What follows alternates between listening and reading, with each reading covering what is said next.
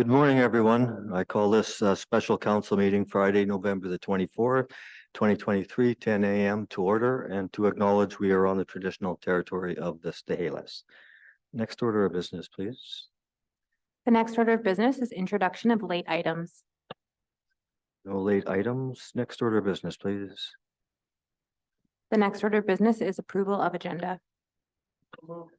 So I move that the special council meeting agenda be approved, moved by Councillor Allen, seconded by Councillor Facio. Discussion, call the question, all in favor? Nobody opposed?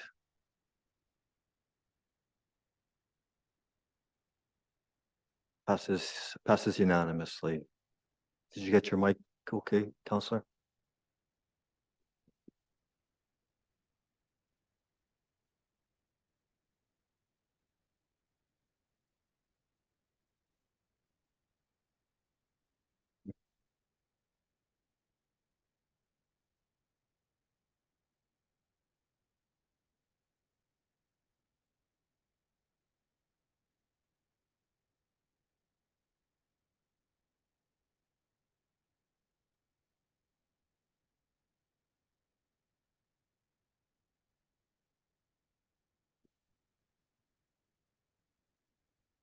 Your business.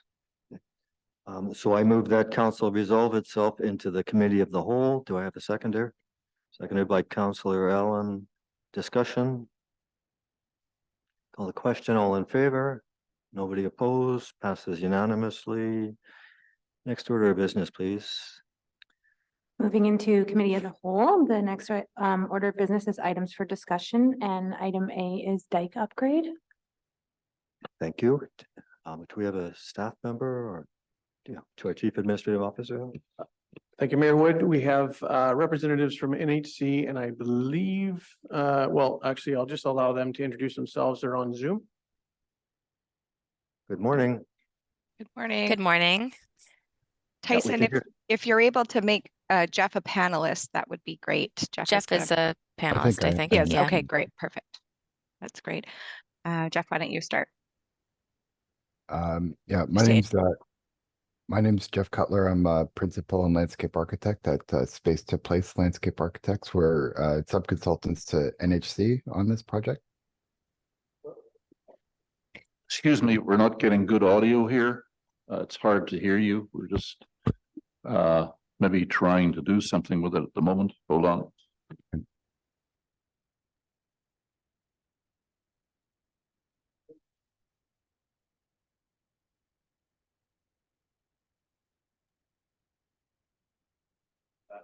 Do you want to try again? Okay, can you hear me now? Is that better? Yes. Yeah, okay. My name's Jeff Cutler. I'm a principal and landscape architect at Space to Place, and we are sub-consultants to NHC on this project. Hi, my name is Laura McDonald. I'm a landscape architect and the project manager for this project in our office at Space to Place. Louisa? I'm Louisa Kennett. I'm a landscape designer at Space to Place. And my name is Neville Berard. I'm with Northwest Hydraulics, and I'm a coastal engineer, and we're the prime consultant sort of leading the team on this work. Thank you. Jeff, I'll pass to you to begin. Sure. I'll just share my screen here. Okay, are you able to see that okay? Yep, we can see it now. Okay, great.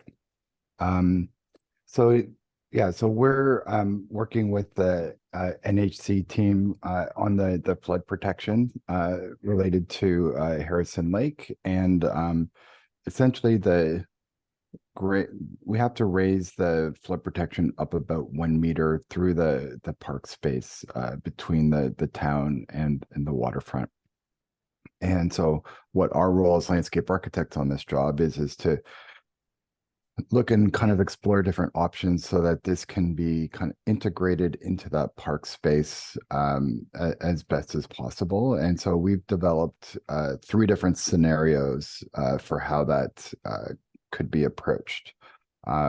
And these are some boards that we've prepared that we'll be taking forward to the public open house. You know, if there are any comments or questions that need to be addressed before then, feel free to share those with us.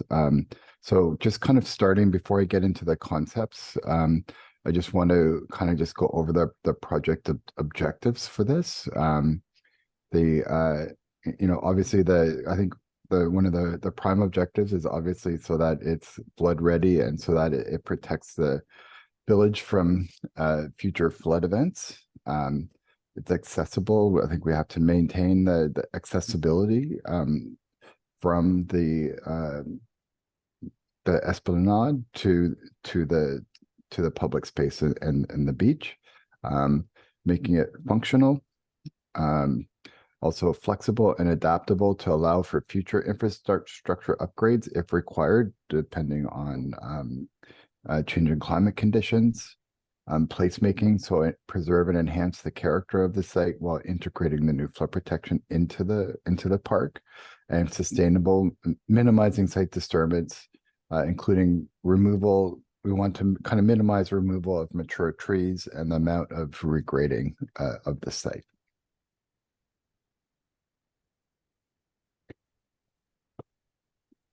Oh, sorry. Skip the. So we have, as I mentioned, we have 3 concept options.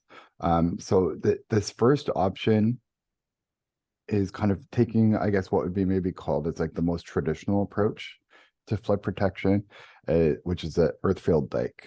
And so this one's looking at building a new grade. So you can see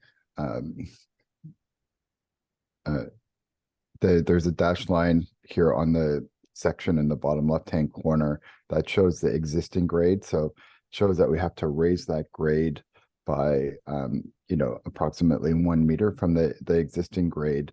This one would take out the wall along the parking area along Esplanade Avenue and essentially create an earth-filled dike that would take up the majority of that kind of lawn area to the parking area. One thing that this does include is it does add a sidewalk along the waterfront side of the parking area. So that does provide a little bit of additional safety there, and also you don't have the wall condition there. I think some of the considerations for this is that the pathway also gets pushed over. But one of the things that it does is it actually removes quite a bit of the existing trees along here, just because of the regrading. We wouldn't be able to save those existing trees, and this is probably the option with the maximum amount of site disturbance. So it has quite a large impact. And then also at the plaza area, kind of right in the heart, this area here, where the washrooms and the pavilion are, that area we're not proposing to change in any of the scenarios, and we're looking at having like a deployable, like temporary solution that would be able to be implemented there, so that we're not disrupting that, and that's consistent in all of the options. The second option here oh, sorry, I should use the arrows here. Okay, the second option here. So this option, we are keeping the existing rock wall that's just north of the parking area. We don't have that additional walking path to the north of the cars. So how people kind of circulate through the space would be essentially the same as it currently is now. We're keeping the existing path where it is in location, and what we would be doing is adding a flood wall that would be just to the north side of the existing path. And This is actually a solution that Calgary has implemented, and this would actually be the least amount of disturbance to the site, because essentially just inserting this wall, and then where you have the access points, because like we picked this location here that's near the amphitheater, just because there's also accessible ramps there, and it's probably one of the more challenging areas. So keeping that existing accessible ramp and keeping the grades through here to the beachfront, so it essentially works as it does now, and then we would create these essentially gates in this sheet pile wall that would have it's like a deployable planks that you can fit into in between the opening there to provide your flood protection, and that's what we would do, where you have the access points, which are essentially identified by the blue dots in the diagram on the bottom right-hand corner of this slide. So one of the benefits to this is that we wouldn't be taking out existing trees. The existing pathway is retained, and the rock wall is retained in its current location. The difference between this option and the previous option is that you do have more effort to deploy the flood protection. I think that the other thing actually I didn't mention at the beginning was the area that's to the east of the parking area, kind of east of the lagoon, and also to the west of the hotel those would both be earth-filled dikes. Those areas are, I think, fairly straightforward, and I think able to accommodate the kind of more traditional solution in those areas, and where we have kind of this more constrained area where it's fronting the village is where we're looking at these other options. And then in the third option here, this option here would be looking at essentially removing the rock wall that's to the north side of the parking area, establishing that new sidewalk walking path just to the north of the parking area, and then building like a tiered walls that would both be sheet pile walls, and then would also kind of establish these gate areas with the new path to the north of the second wall. But we would still be on these areas deploying these kind of like temporary flood barriers in these access points and at the plaza. This would also have not require as much grading, especially to the north of the path. It does constrain that lawn area a little bit, is that it does make it a little bit tighter compared to the previous one, because you're also adding that sidewalk. So you're essentially having two sidewalks, one that would be about 2 meters, one that's 4 meters. So you're kind of moving everything a little bit closer to the north, tightening up that lawn area between the beach and the pathways.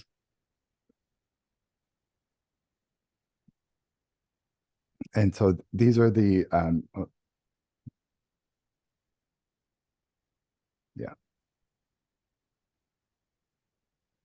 so these are the three options that we were going to bring forward to the public open house to get feedback on what people's opinions are. I think also another important point to consider is in our kind of preliminary estimates is that the option number one would be the most cost effective.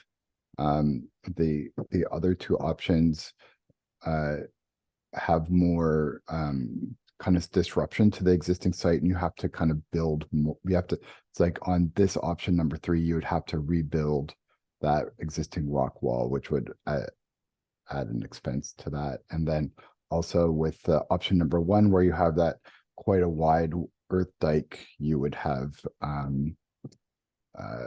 quite a bit of site disturbance that would have to be reinstated. So I'll open it up to any questions that anybody may have. Counselor Allen. There we go. Yes, thank you for that presentation. This is all a bit new to me.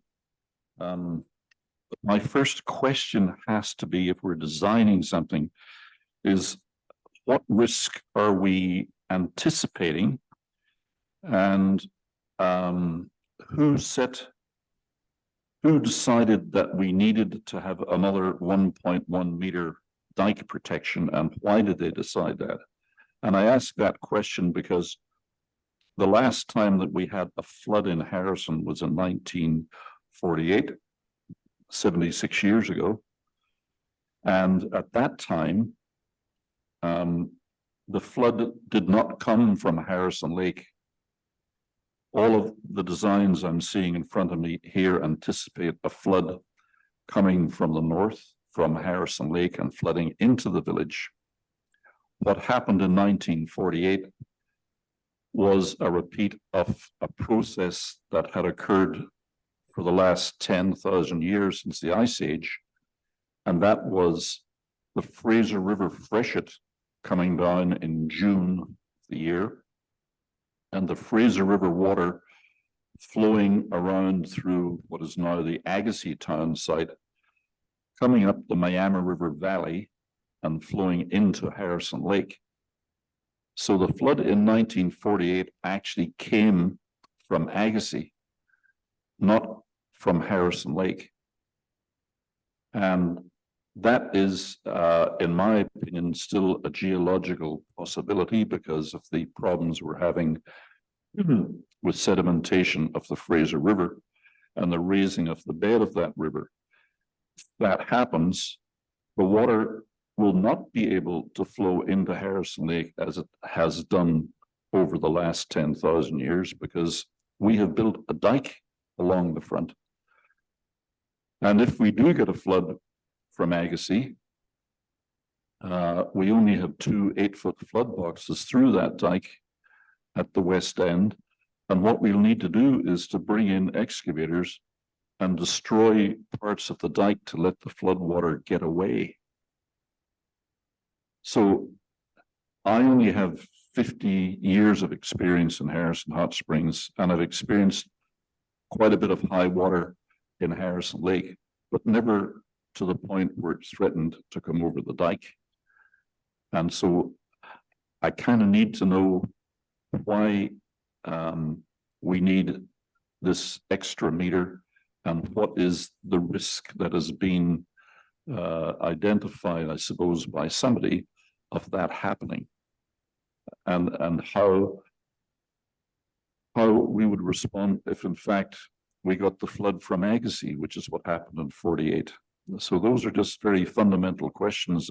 I understand that you have been given a design challenge here, but I'm actually asking, what is the design challenge the correct challenge, and is the threat that has been identified the appropriate threat? Do you have any insights into that? Thank you. Yeah, no, it's a great question. I think Neville Neville's the right person to talk to this. So Yeah. Hi, Councillor Allen. So I can answer a few of your questions. So yeah, the 1948 flood, the Fraser River freshet was about a 200-year return period event. And you're correct that it came from the Agassiz direction. Those dikes have been constructed and have changed the dynamics in that area. So we haven't, as part of this work, looked at the risk through Agassiz, and I think that is, dependent on collaboration with that town and that diking authority. What we have done, so the standard level that dikes are being designed to throughout the Fraser Basin is actually for the 1894 flood of record, and that's about a 750-year flood event that happened in the Fraser River freshet. And so that is what we are looking at for the design levels established here. We've also looked at climate change considerations. So we've been looking at increased rainfall events, similar to what we saw in November of 2021. So what the impacts are of increased rainfall, increasing flood elevations. And so the sort of hybrid level of design or protection that we're looking at for this dike is about a 500-year return period event. Current standards, I need to check my notes, but are closer to a 10 to 50-year flood event. Just sort of for reference, the risk to Harrison is from backwatering of the Fraser River coming up Harrison, the Harrison River. And so the November 2021 flood event in the basin was closer to a 5 to 10-year flood event, freshet event in the Fraser. So even if the levels came up then, they're not to the level that we would be designing for. So we're designing for an event that the village hasn't seen, and that's intended to increase the resilience of the dike to future events that are of a larger scale that have been seen over the past 100 years, and also account for changing conditions due to climate change. Councillor Allen? Well, thank you. That's been very helpful.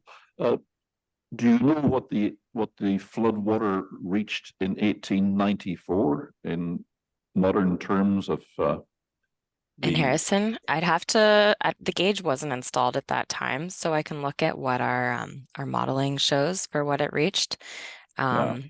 But yeah, so that is what we're designing, and yeah, I don't have those numbers top of mind because we're looking at a combination of flood levels, a little bit of freeboard for the protection, and also the wave effects. As you know, Harrison Lake has a unique, it's directed north-south. There's a long fetch, a direction that winds can blow over to the north.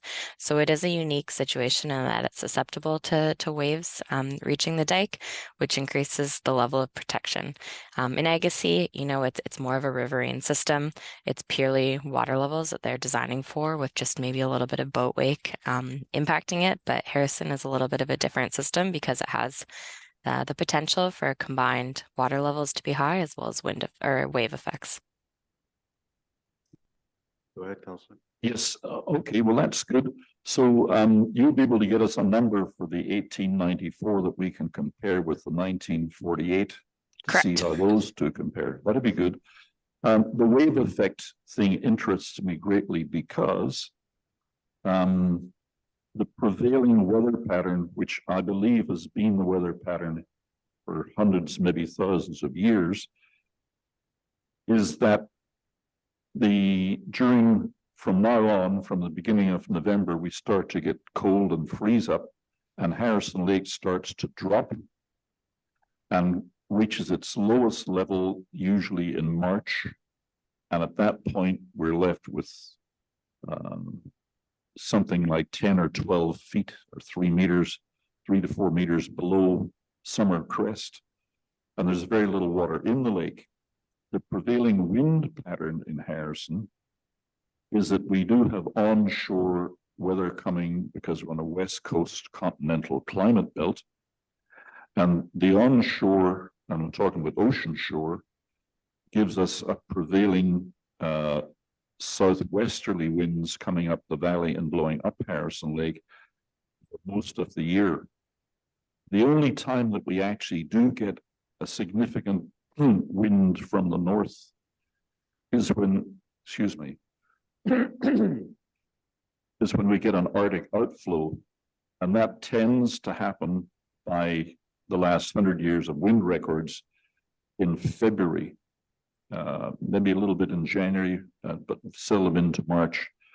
And when we do get a northern wind, and I agree with you, there's a long fetch, 60 kilometers or something of fetch, which can build up a wave. But when we do get that wind from the north, it happens at a time when the lake is at its absolute lowest. And those waves which are coming down the lake, and I have seen them building up to 4 feet in wintertime coming down past Echo Island, but they all wash out on the exposed sandbar, which lies between Echo Island and Harrison Village. So I wanted to know how much of your design has been attributed to wave effect and how much freeboard you're building in for that particular factor. Is it an extra 1 meter, half a meter, quarter meter? What number have you put on the possible wave effect in your design? Yep, I can answer that. So we have looked at a number of conditions. So we've looked at, you're correct, the wintertime water levels we've been looking at with higher wind events and larger waves. There is still a risk, as we know, of somewhat elevated water levels, not to the major Fraser freshet floods, but similar the November 2021 event, we did look at events similar to that with wintertime winds in Harrison. And for the design condition is a larger water level for the standard of care, the 750-year water level with a lower wind event that is typical of the summer patterns in Harrison Lake. So basically we looked at sort of 3 different conditions for designs and took the maximum, but it wasn't combining the wintertime winds with the summertime water levels. Oh, and freeboard, sorry. Freeboard standard is 0.6 meters. Okay, so just for clarification, you're building in 0.6 meters of freeboard for the wave action. Freeboard accounts for basically the fact that there's a little bit of unknown in all of the factors. It's not only for waves. So the way we look at sort of, this has been considered a little bit more like a coastal system because it does have a significant wave component. So we are looking at water levels, adding on wave effects, and then there's a freeboard that accounts for sort of estimation and errors in either of those. So they are additive. The waves are not within the freeboard. All right. Do you appreciate my point, which is that during summertime, when we do have high water in Harrison Lake, there are no waves coming ashore on Harrison Beach because we don't get northern winds in summertime. We only get southern winds. So the water along the beachfront is flat water during high water without any waves. We've accounted for the chance that there is some waves in the summer based upon looking at the wind stations both on the lake and at Agassiz. We've seen evidence that there is a possibility for some wave effects during the summer. I definitely appreciate your point that the major winds are in the winter and that's when we see the bulk of the storms. But we have accounted for some smaller events during summer during the design. Okay, can I just give you a word of warning? Do not rely on the wind patterns in Agassiz to show you anything about Harrison. We have a very distinctive, different wind pattern at this end of the Miami River Valley than Agassiz does.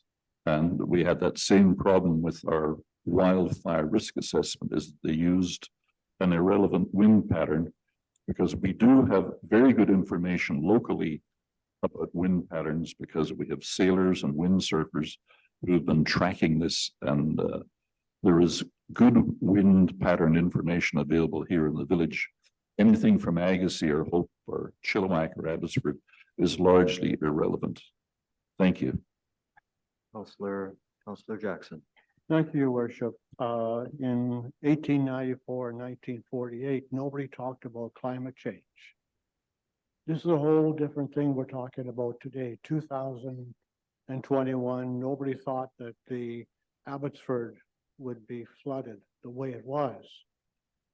So you can talk all you want about this and that, but the difference is we're dealing with something that we have no control over. We have to do something now to protect Harrison in the future. It may not happen today, it may not happen in 10 years, but we'll be grateful that it does. And our wastewater plant is vulnerable. It needs to have the dike raised there also to protect that. So I'm not talking about winds and all of that. They may come, they may go. The point is, this has to be done. Thank you. Thank you, Councillor Vidal, and then Councillor Passian. Thank you, Mayor. What I'm going to ask our presenters a few more specific questions, particularly for the design number 1, which I believe is creating a whole new walkway. One of my concerns is that would be included in the design and the construction of it is accessibility ramps to allow people who are mobility challenged the ability to get up to a higher raised walkway. Thank you. Yeah, I'll respond to that. So if you look at the graphic on the top left-hand corner there, you see that we have included ramps up and down the dike. I do think that it is like, of the 3 options, I think that this option, like, we included it to show what it would look like, but this is probably the least preferable option from our perspective. But we have designed it so that you can you can get up and over, but it does add kind of more challenges from an accessibility perspective. But like we've graded it at a 5% grade, so so it is accessible, but it does kind of add that extra level of effort to get up and over the dike. Can I just add one thing as well? That we're considering that where all of the existing accessible routes are, if there be a set of stairs or a ramp there, we would reinstate either the same thing, extending the existing ramp to, get up and over this earthfill dike in this scenario, or if it was a set of stairs, it would be an extended set of stairs if that was required. So all of the locations that are currently accessible would retain that accessibility. They just might require a little more effort. So as Jeff was saying.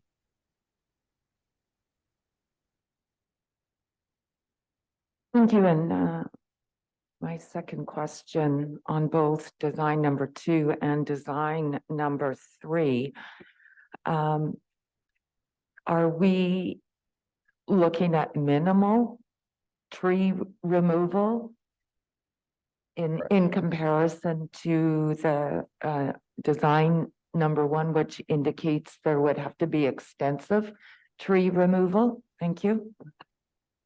Yes, I think option number 2, from our estimation, there would be little to no tree removal. If there is any removal, there would maybe have to be like selective tree removal, maybe on the east end, where we kind of get past the parking lot. But we think we can actually kind of snake the dike there, so it doesn't have to follow a necessarily linear route. So we are able to kind of weave it through the trees. But in the section where it's fronting the village, we're not really changing the grades at all, so we're able to retain all those trees. The option number 3, because we are moving a little bit closer to the waterfront, there may be a few trees that are a bit more vulnerable in this scenario, but we would be able to keep the majority of the trees in this option as well. Whereas option number 1, we're be losing most of the trees. And just to add that we are doing an arborist assessment of all of the trees along the shoreline that would potentially be impacted by any of these designs. So, our mandate is to try to retain as many as possible, of course.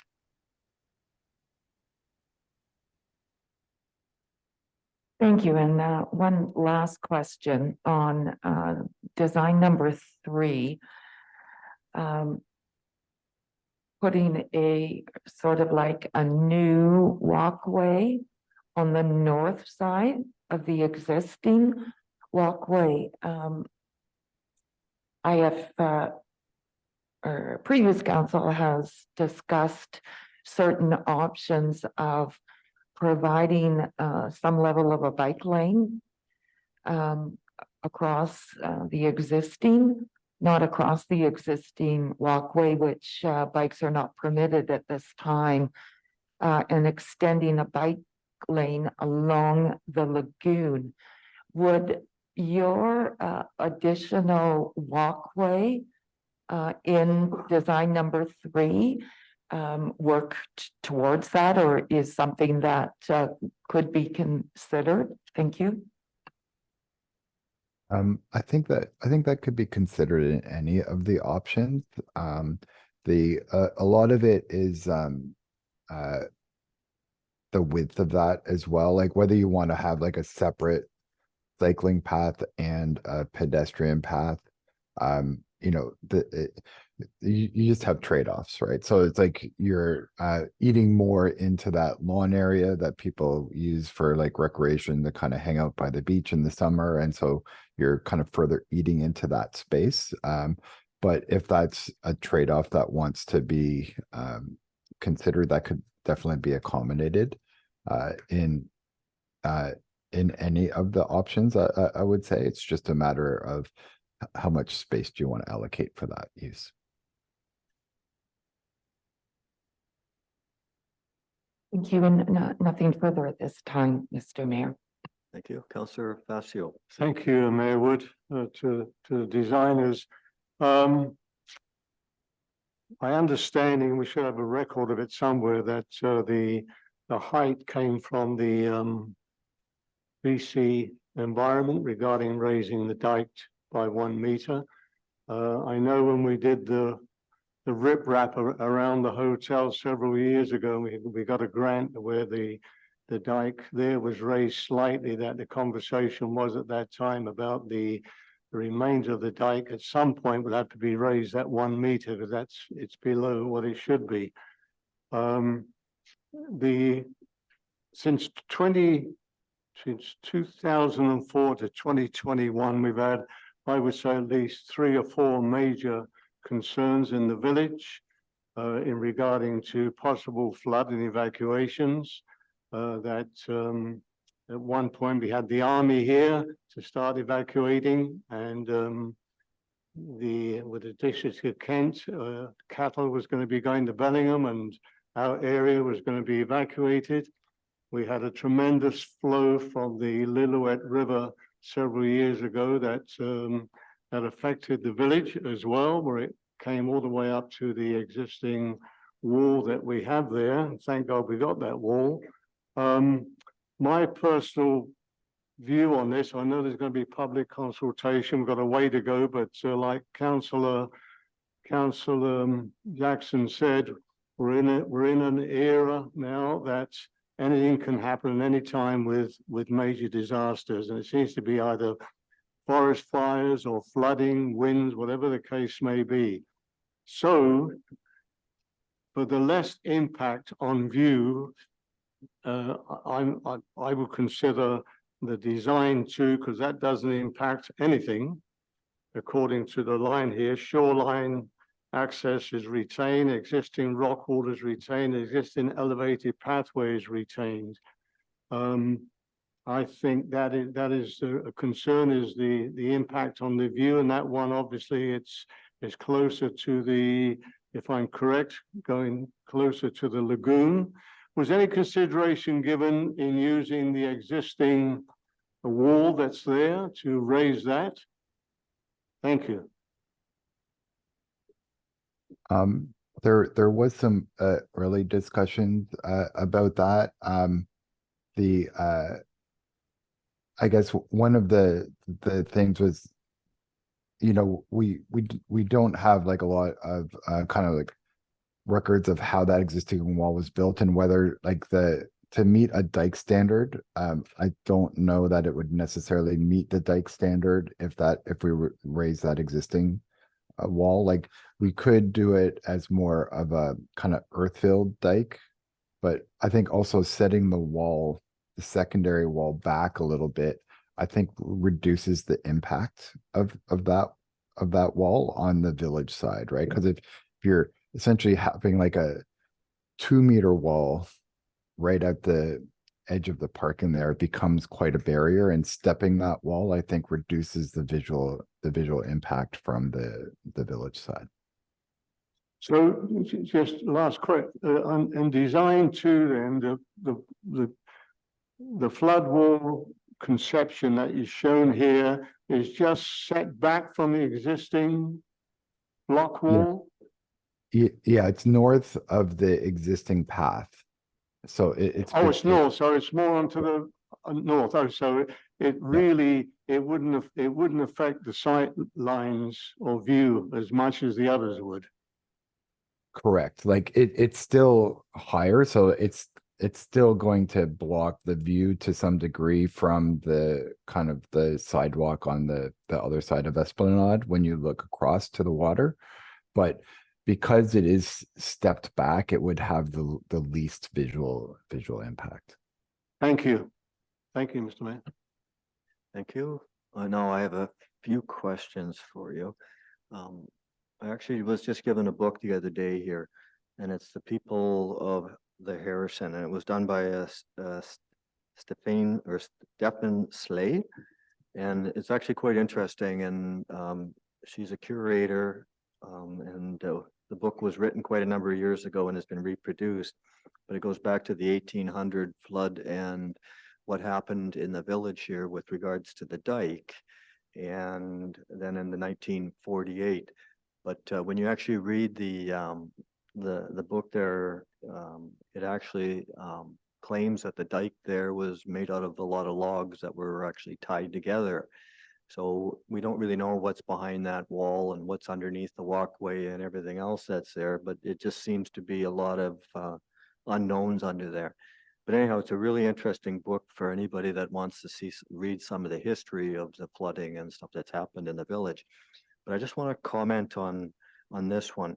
I think one of the biggest concerns that everyone has is how it's going to look. You know, I think it's so important that when we think about, you know, and I've heard it from a number of people, and I mean, it's my belief too, but as you drive into the village, all of a sudden we get to the beach and people get out, or you get out and you actually look, and it's just like a wow. And I think that's one of the biggest assets that this village has, and for many years to come. So it's so important of how this looks.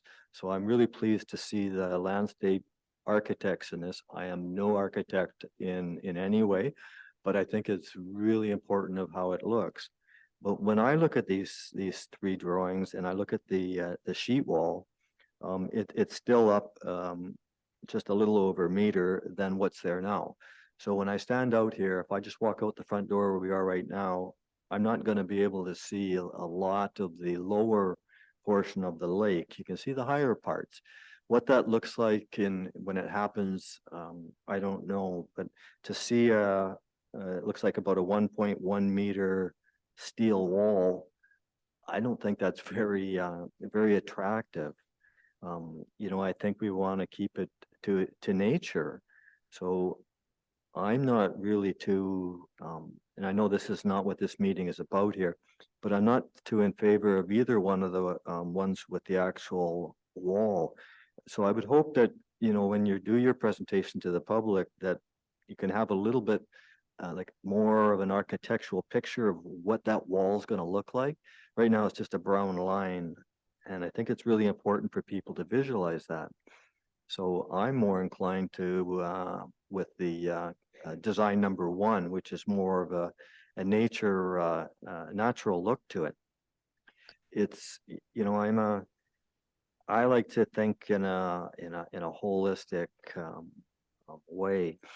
And when I say that, I mean, I'm not talking about just over the next a few years. I'm talking about 50 years, 100 years from now.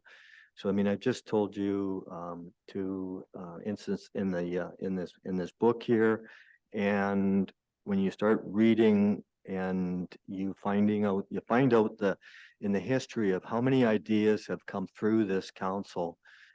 And it never came to fruition. It was never done. It was never developed. So I think that this one here, this design concept is the most important part of this whole process. And so again, I'm pleased to see that the public are involved in it here. I know I'm bouncing here a bit, but I want to go back actually just to the first drawing that we have here, and that's because this has been broken down into 6 zones. So what we've basically seen in front of us here is for, I guess, what would be just for zone 5. Is that correct? No, it would be from 3, 4, 5, and then 6 would be an earth fill, and just west of zone 3 would also be an earth fill. Laura, I think 3 is the earth fill. 3 Oh, is I'm in front of sorry. There's Harrison. yeah, that's right. That is earth fill. You're right. Yeah. So just zone Um, 4 and 5 are yep, what the concepts right. are for. And just to, if I could just make one note about the earth fill dike, as far as we understand, there's pretty limited amount of planting that you can do on an earth fill dike. So I think low planting is acceptable. I don't think trees would be acceptable with the diking authority. It kind of depends on exactly how it's designed and the kind of maintenance and operations of it. With the walls, in any of the options of the walls, I think there's a bit more flexibility around planting on either sides of the wall. Again, subject to diking authority review. We have looked at other kinds of walls as well, cast in place concrete, lock block, things like that. And with the cost considerations, they were significantly more. And so this sheet pile wall is the kind of most cost effective with having the, most effective flood protection as well. Thank you for that. So Can I- zones, yes, go ahead, sorry. And I just wanted to provide a note about just going back to the first thing you said about the dike being filled with logs just before we move on to the concepts. Super interesting. I've written down the name of that book, so thank you for sharing that. You may have noticed there's a drilling program going on the dike this week. So Thurber Engineering, one of the 4 partners on this project, is actively investigating what the current dike is made of. So that is a consideration, and we'll have more information on that going forward. But yeah, back to the concepts. Thank you. So what I would actually like to see is what does this earth fill? What does that look like? I mean, it's. I know you say it, and it sounds real simple, but it would be nice to see, like Randell Park, which is in zone 6, and the other popular swimming area outside of our lagoon is in zone, I guess 4. It would all be 4. So 4, we've got the drawings in front of us, but I think it would be nice to see some pictures or so people can understand what the actual earth fill looks like in zone 6. And I just want to continue on here. And again, as I was saying here, I like to think in a bigger picture here. We got $6 million. That was the maximum amount basically for the grant. And it is very likely that that's going to be nowhere close to what's going to be required. So there may be phases that we'll have to do at a later time, but it would be nice to at least complete the zone, one zone at a time or multiple zones. I want to go over here to the zones that aren't on this map, and that's zone 1 and 2. And that's our wastewater treatment plant and the access route to it. I personally believe that in the very near future, the water in this lake is going to be liquid gold. Water I mean, we just went through a major drought, and we still have droughts throughout the province. And there's no question that this water is going to be valuable. For us to have a wastewater treatment plant that's actually right on the shoreline of the lake, I have to strongly question that in 50 years from now that will be where it is. So, we talk about building up the dike for the high level of the water, but I mean, you have earthquake, you have all kinds of other unknowns. So from what I recall from seeing in the preliminary report, a big chunk of this funding, I believe it was over a third, so that was over $2 million, was just for that for that for the wastewater treatment plant and for the access road. So I don't know why we're spending the money to even do that. My understanding is the wastewater treatment plant has already been built up to, I thought it was 14, not sure, but I thought it was up at 14.5 meters. So it's already significantly higher than the rest of our dike. And I, I also want to elaborate that since the dike was built in 1948, from the report that I saw, that the dike has actually dropped by 3/4 of a meter. And I guess that's just from the soil as it compresses over the years. So it's, it's not like we're adding this extra meter. We've already lost a meter just over time. So I think that's another important component of it. I'm absolutely totally in support of this project, but I really think we really, again, have to look at the bigger picture and look at the budget. And I think we really have to decide whether or not we are going to put the wastewater treatment plant and that access route, as the one of the last phases in the project here. I see starting from the absolute opposite end, which is zone 6, which is Rendell Park. I can see starting from Rockwell Drive, which is, I mean, that's an asphalt road. I don't know how you build a dike across that. I guess it would have to be some sort of a temporary dike, but I'd be really interested to see what this temporary dike looks like. I think we have a little picture here on design number 3 on the top right. That's But it just, doesn't- one example of a deployable style dike or flood protection measure. I love that. It's just, it's nice to see that example, but it would be nice to see if there's more examples, or how do we plan to do that across Rockwell Drive, like a roadway? How do we plan to do it here at our boat launch parking area there? I'm okay here with these little openings, and I get that, but I think I really want to get the visual component of what that would look like. I mean, we have the boat launch that's there. It's again, I'm gonna just step out of the box here again a little bit. And I mean, I've heard another counselor here recently talking about getting rid of the parking. And I mean, I support the thought of eliminating some of the parking, turning it back into parkland. So that there's more pathway, there's more foot traffic in that. Again, I'm no architect on that, but when we look at this, the section I'm going to refer to as zone 5, it's actually quite ugly down below. So there's an opportunity that we could have actually raised the dike up when that was redeveloped a number of years back. Actually, it wasn't that many years ago. So, that's where sometimes we get short-sighted and we don't look at the long picture and look at what else is all impacted with it.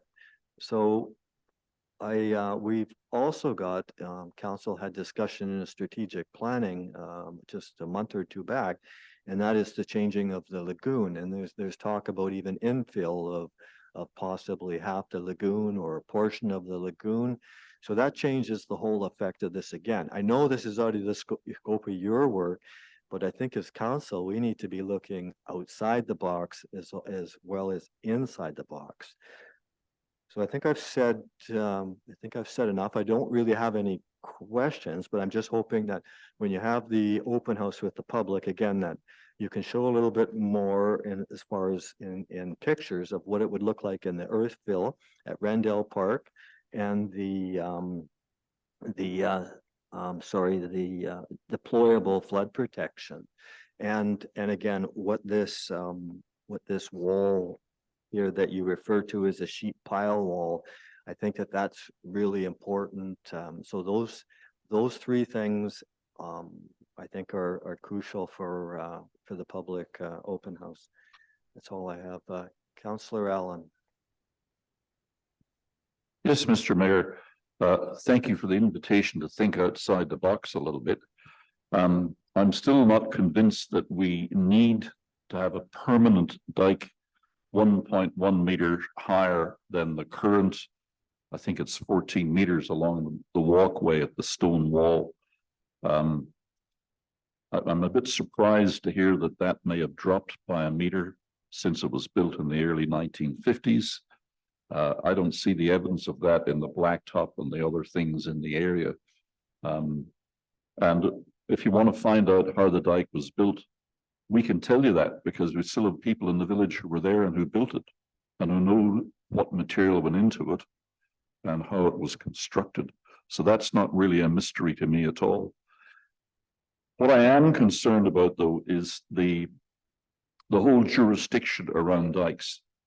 When I was first involved with dikes as the mayor of the village, we had the Fraser Valley Diking Authority, and the Fraser Valley Diking Authority, which was a kind of a quasi-provincial organization, had absolute control over all dikes, including the dike along the north side of Harrison Hot Springs Esplanade.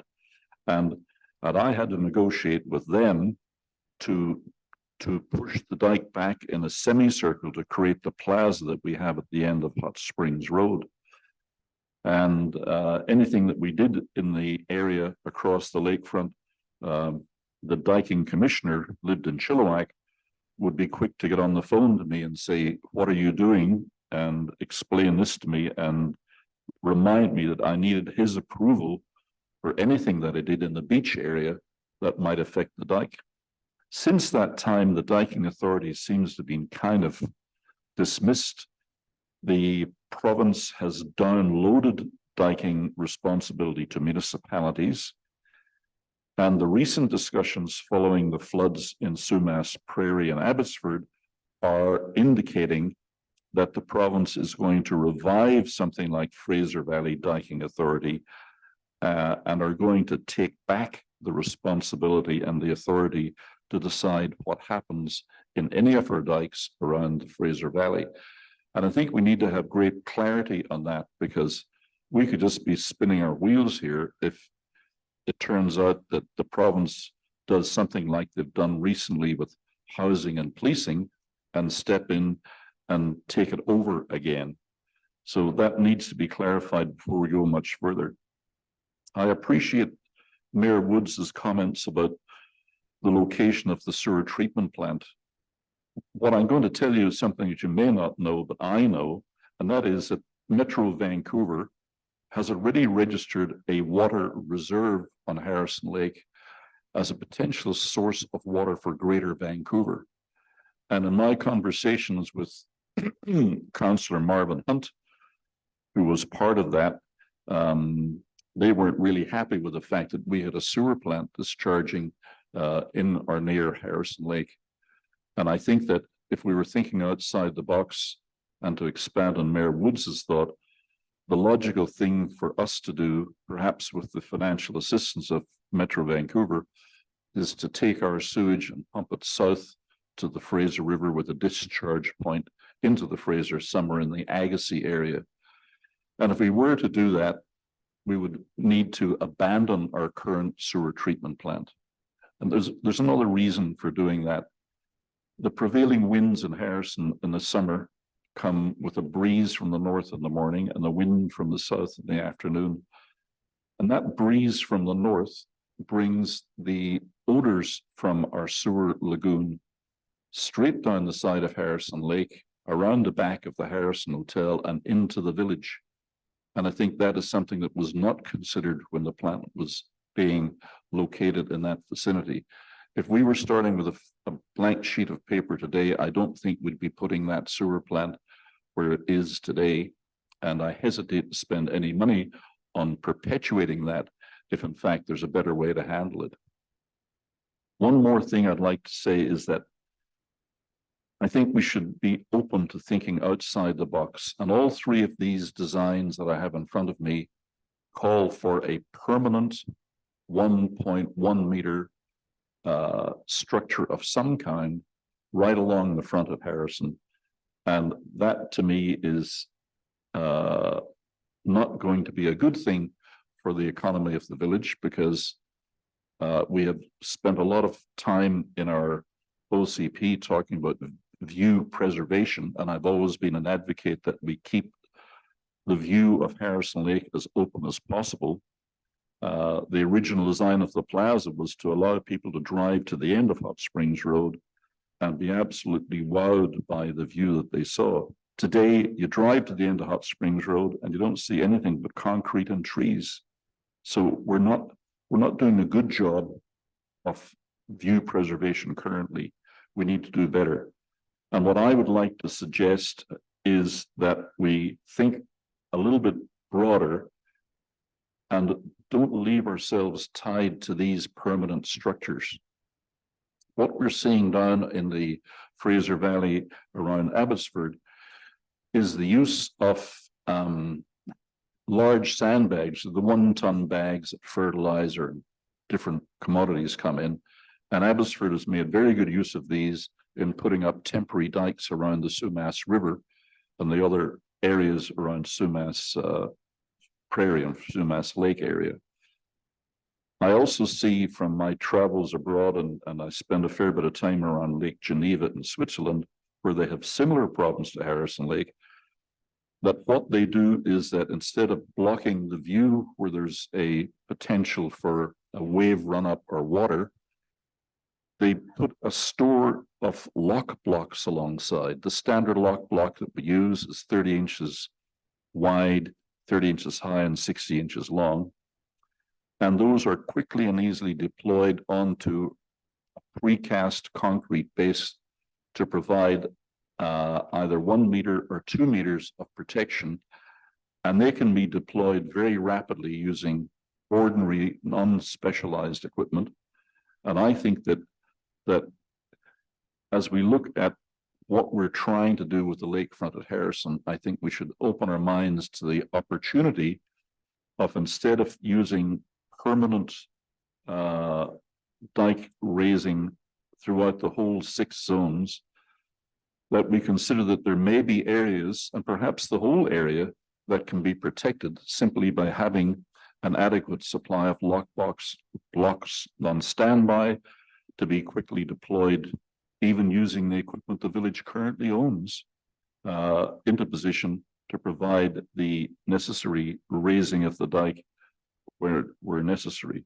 So I would like not to be held to this concept of a permanent raising of the dike. I'd like us to consider all of the options for things that can be deployed when the water level comes up. I think the village still owns a few hundred feet perhaps of inflatable tubes that you fill with water and form a temporary dike protection by creating a long sausage, which might be 1 meter high, and goes into position and stops the water from coming in. And I think we should keep looking in those areas. The other thing I'd like to bring up is that we actually have 2 dikes already along the main part of Harrison Hot Springs in what is called Zone 5. And I say 2 dikes because when the lagoon was built, it was all sand. Since that time, the village has, unfortunately, in my opinion, armored the whole outside of the lagoon structure with rock. What that does is it provides you with, it's not your main dike, it's a secondary dike. But what it does is that if there is going to be any wave action coming down the lake, which you can see it every winter, but you can't see it in the summer. If there is going to be any wave action, what we call block 2, 3, and 4, being from Hot Springs Road all the way to the boat launch, already have wave protection by the fact that the lagoon walkway will handle all of those waves long before they get anywhere near our main dike or the esplanade.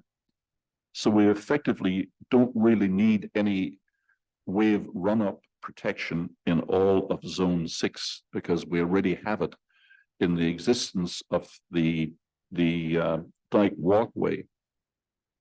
You might consider increasing the height of that a little bit because that's not really at the height of our dike yet. and maybe another foot or so of elevation gain on that, even with something as simple as a rock wall on the outside of the walkway, leaving the main walkway where it is, would be very effective in protecting block 2, 3, and 4 in zone 6 from any wave run-up damage. So I think that should be added to the design criteria as a consideration. When it comes to Rockwell Drive is, of course, a provincial highway, and I can't see it as being a feasible thing to put in a temporary dike structure across that highway. What I'd more likely expect to see is that in the area between Lillooet Avenue and the ranger station, that highways would simply put a hump in the road, a meter high or 1.1, that you'd have to drive up and over and down the other side. And that would in itself effectively form a dike at that point. So I think I've said enough for the moment, but I just want to register that I'm not committed, or I don't think that we should be committed to a permanent structure when there are temporary structures available. Thank you. Thank you, Councillor. Councillor Allen. Thank you, Worship. I didn't come here today to listen to continual lectures from Mr. Allen. Councillor Allen. The please. whole meeting has been Councillor Allen. dominated by Councillor him. Allen, please keep your. I think what you're losing fact is the Councillor. $6 million does not have the same purchasing power today that it had. And the longer we drag this on, the least purchasing power it's gonna have. I would just recommend it. We just stop discussion on this, let the public look at it and get back at it. I'm just tired of sitting here for hours on the same stuff. Everything is wrong. Let's get on with it, please. Councillor Passia. Thank you, Mr. Mayor. Just like to say that we asked these people to come with forward with some designs for us. You mentioned that you would like to see a bigger scale and colors and different ways for the public to view this. I think that's a very good idea. I think that we've asked them to do something for us. And I think that from the public, after the public meeting, it will come back to council for more discussion. But I think the important thing is that we've asked them to present some designs for us. We've had quite a conversation on this, and I believe that the next step is for them to move forward with maybe a better concept for the public to view at an open house, whatever's arranged, and then move forward from there. But the important thing is here that, as Councillor Jackson said, we have the money in place, and they're talking something here like 2026 to complete this. I think your idea of maybe doing this in stages would be the way probably to go to make a start on this whole concept. Thank you. Thank you. Councillor Vidal, did you have any discussion? Okay. Well, thank you, Jeff, and everyone else that's for the presentation here. You obviously got us to talk, and just some thought for it, and I look forward to hearing back what the public have to say. Thank you again. Thank you very much. Thank you. Have a good day. Bye. Next order of business, please.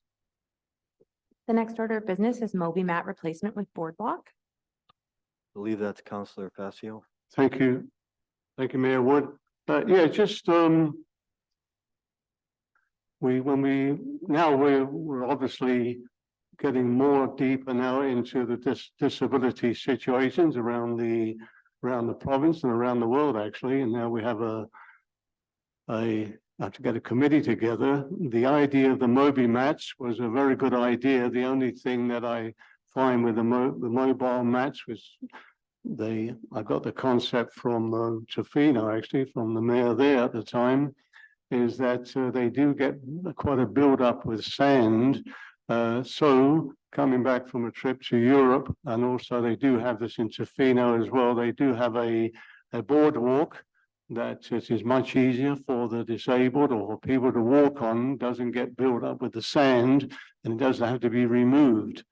And the Moby mats could be used to extend it into the water if somebody in a wheelchair or something with different disabilities wants to get into water, they could still be used. But I'm not sure what the costs would be, but I would like to at least get a costing on what it would cost for the lagoon, and it's the main beach. I call it the main beach by the plaza where we have the Moby mats at the moment, to have a boardwalk there that would make it much easier for the disabled to go down there without, because it's very difficult when it gets built up with sand with people. They use it for walking as well, instead of walking on the sand, and we don't have the manpower to go there every hour or so to start sweeping the sand off the Moby mats. So that's the idea behind it. I don't know if you would like to make me a motion to refer this to staff, or to come back with some sort of pricing or recommendation. Your motion is to refer this to staff? Yes, thank you. So it's moved by Councillor Facio. Do I have a seconder? Do we need a second as committee? I don't believe we need seconder, We do. Mayor. Thank you. Thank you. Discussion. Further discussion on it? Councillor Allen. Yes, Mr. Mayor, I'm sorry, I'm not clear on what Councillor Facio has in mind. Boardwalks, in my experience, run parallel to the water line along the top of the beach. Is this a boardwalk that's going to go down into the water? Your mic is on. Councillor, your mic is off. They're about 4 foot, roughly 4 foot wide, slatted, say 2 by 4, whatever the case may be, and then any sand or water just goes through. So it's this going down to the sand, a boardwalk. Okay. Well, I haven't actually seen the Moby mats being used by anybody, but I guess I'm not spending enough time on the beach. My concern with a boardwalk is that it's going to interfere a lot with beach maintenance, getting equipment back and forward. And if you put a boardwalk constructed of wood down into the water, that's going to want to float away when the lake comes up.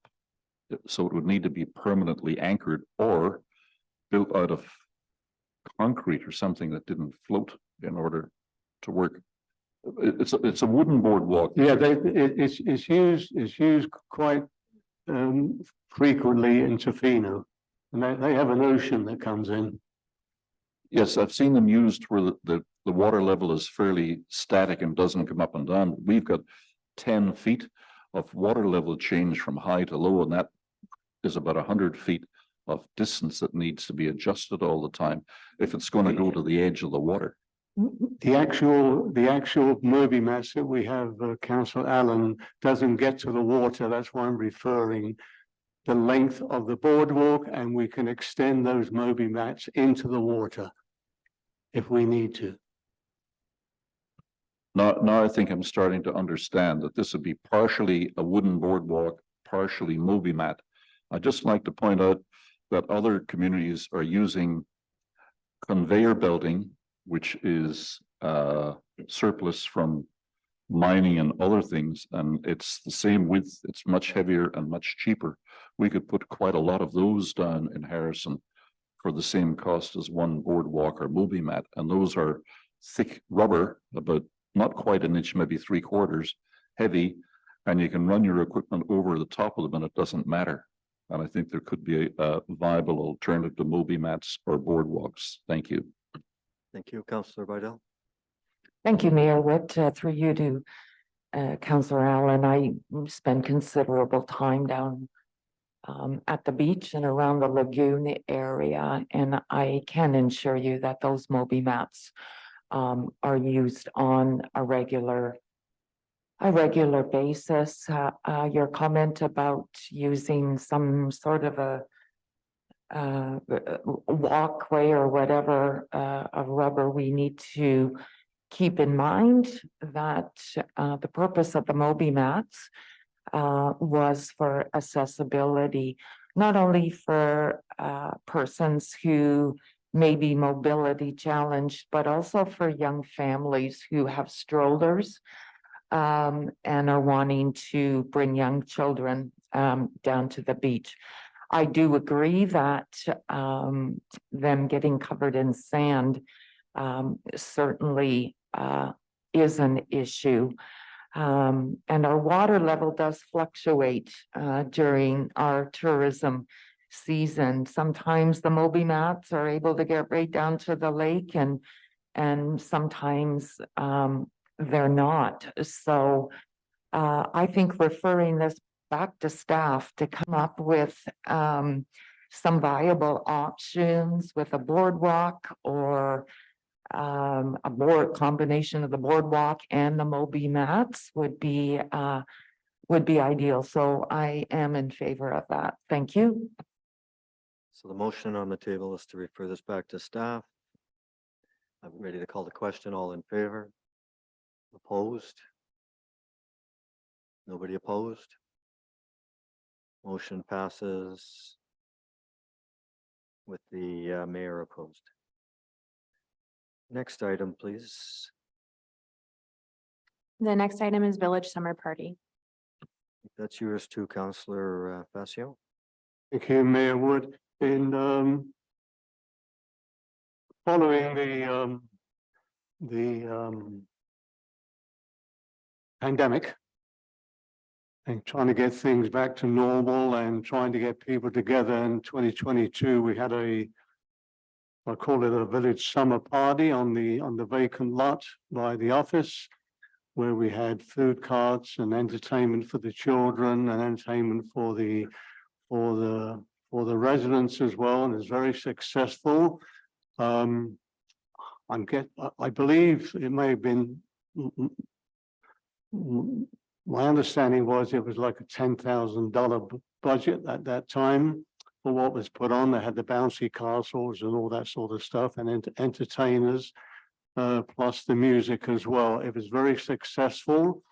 I think it's a good idea to get all the residents together at that time of the year to sort of, at that time, I think we were showing appreciation for the fire department.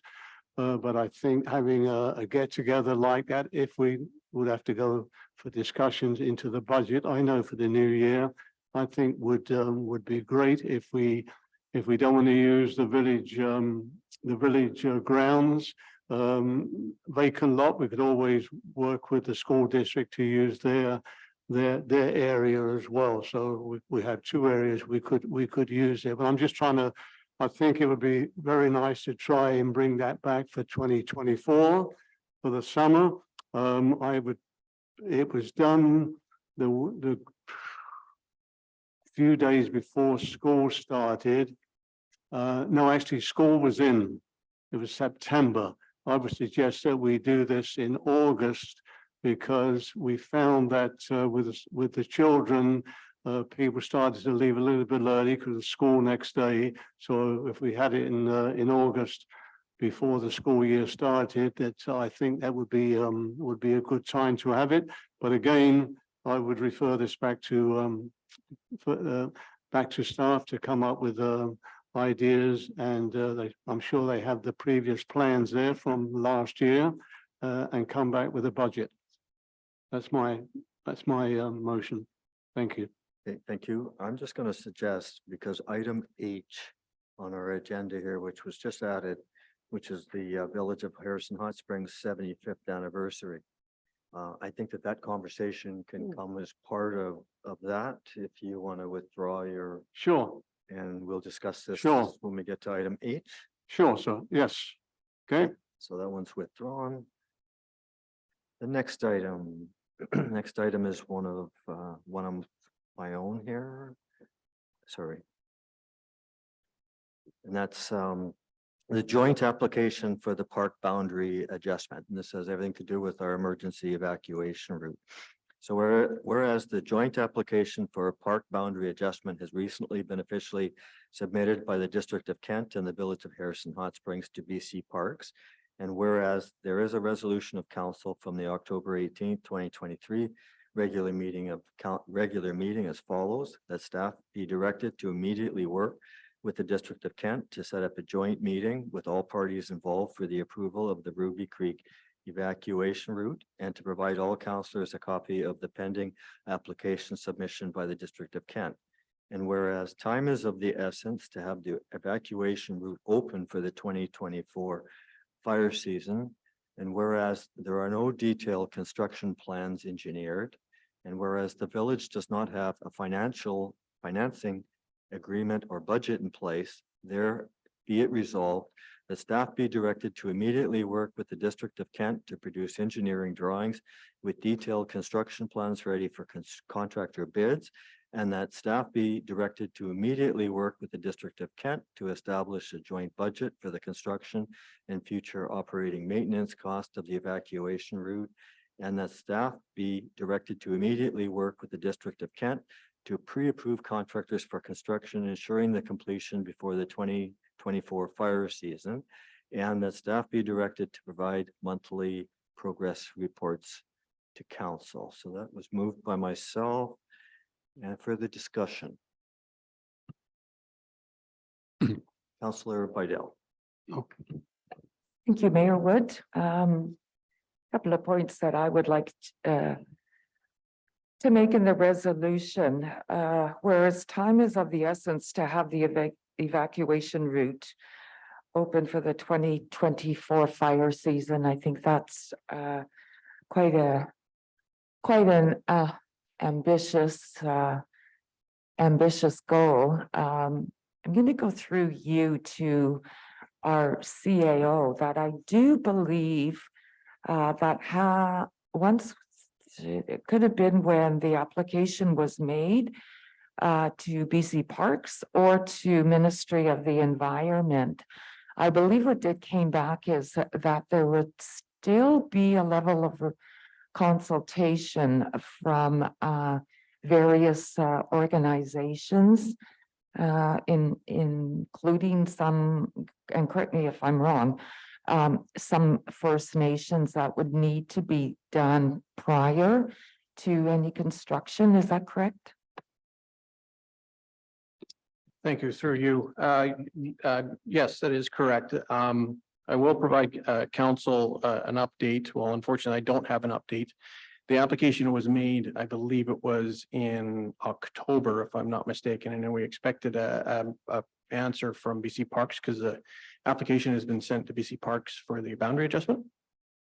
And unfortunately, we're told that we would hear something by the end of October, and I unfortunately do not have an update. So the application has been submitted, however, it has not been completed, if that makes sense.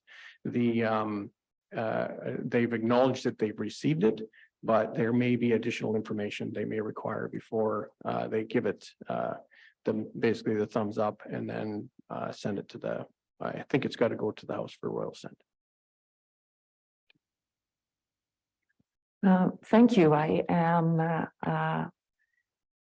in agreement to meet with District of Kent at any time to discuss the second evacuation route, although I don't think we're at the stage yet where we need to engage any contractors. I think perhaps that is something that can be done after we hear back from BC Parks or other provincial government on to the status of that application. So I agree with some of the resolution, but have stated my reluctance on a few of the points. Thank you. Thank you. Councillor Passia. Thank you, Mr. Mayor. In regards to your resolution here, personally, I agree with that staff be directed to immediately work the District of Kent. That's the third. And also that staff be directed to immediately work District of Kent to establish joint budget for the construction and future operating maintenance costs for the evacuation route. That's where I think are my two main ones. The others I think have to be I wouldn't vote for, but for those two, I think it's important that we get together, the District of Kent, and establish a working relationship and also work out what the costs are going to be of this, of the route and the maintenance. Thank you. Thank you. Councillor Allen. Yes, Mr. Mayor. Well, my frustration with this project continues after 20 years. And I really don't understand why the District of Kent and BC Parks are not jumping up and down to get on with this project. In my opinion, the BC Parks also have an enormous public safety responsibility in that they will have upwards of 1,000 people overnight, maybe a couple of thousand day visitors in that park in the summertime. And if we have a wildfire outbreak in Harrison, they will be trapped because they can't come out through Rockwell Drive or through the village, which will also be on fire. They need the evacuation route just as much as we need it. And from Kent's perspective, they have a lot of valuable and expensive property and residents along Rockwell Drive that will need it. I have reviewed the first and second studies that were prepared for us on this route. And the second study in particular pretty well lays out what areas need a little bit of engineering, a little bit of widening of the road, maybe a bit of rock blasting in a couple of spots just to provide a wider road. But the road bed is there all the way from the back of Sasquatch Park at the Deer Lake turnout right to the Forest Service Road. And the bridge that needs to be put over Mahood Creek, or sometimes called Boulder Creek, doesn't have to be $100,000 or $200,000 bridge. It just needs to be a Bailey bridge that's sufficient to carry cars and maybe SUVs, but not heavy trucks across that creek. In fact, I would strongly recommend that we not put a heavy duty bridge across that creek, because that in itself will open up the park to abuse by heavy traffic. So I don't see why we're not just moving ahead by sending somebody in there with a small excavator or a road builder excavator like my own and giving them a couple of $1,000 a day, whatever it takes, just to walk through the route from Sasquatch Park to the Forest Service Road at Ruby Creek, open it up enough that we can run pickup trucks or 4x4s down it and start to get a look at it and understand what we need to do to open it up. The roadbed is there, it needs to be cleaned up. The engineering is almost complete in that second study. And it really just needs somebody to say, let's put a machine in there, let's walk through the road and let's get this project started. So I just don't understand why BC Parks and Kent aren't helping us to get this done in time for 2024. And I'm open to anything that helps get the road opened up, even as a temporary road. It doesn't have to be blacktop. You don't need to be going 60 kilometers an hour. You just need to be able to drive across it and get out the other side. Thank you. Thank you. Any further discussion on that? So I just want to just to respond. Yeah, I just got to move a little closer here, just to respond to Councillor Allen, some of the comments that you made here. I mean, we've been working on this evacuation route and we've heard this for so long. And we all know how slow government can be. And I'm doing everything in my power to get this evacuation route pushed through.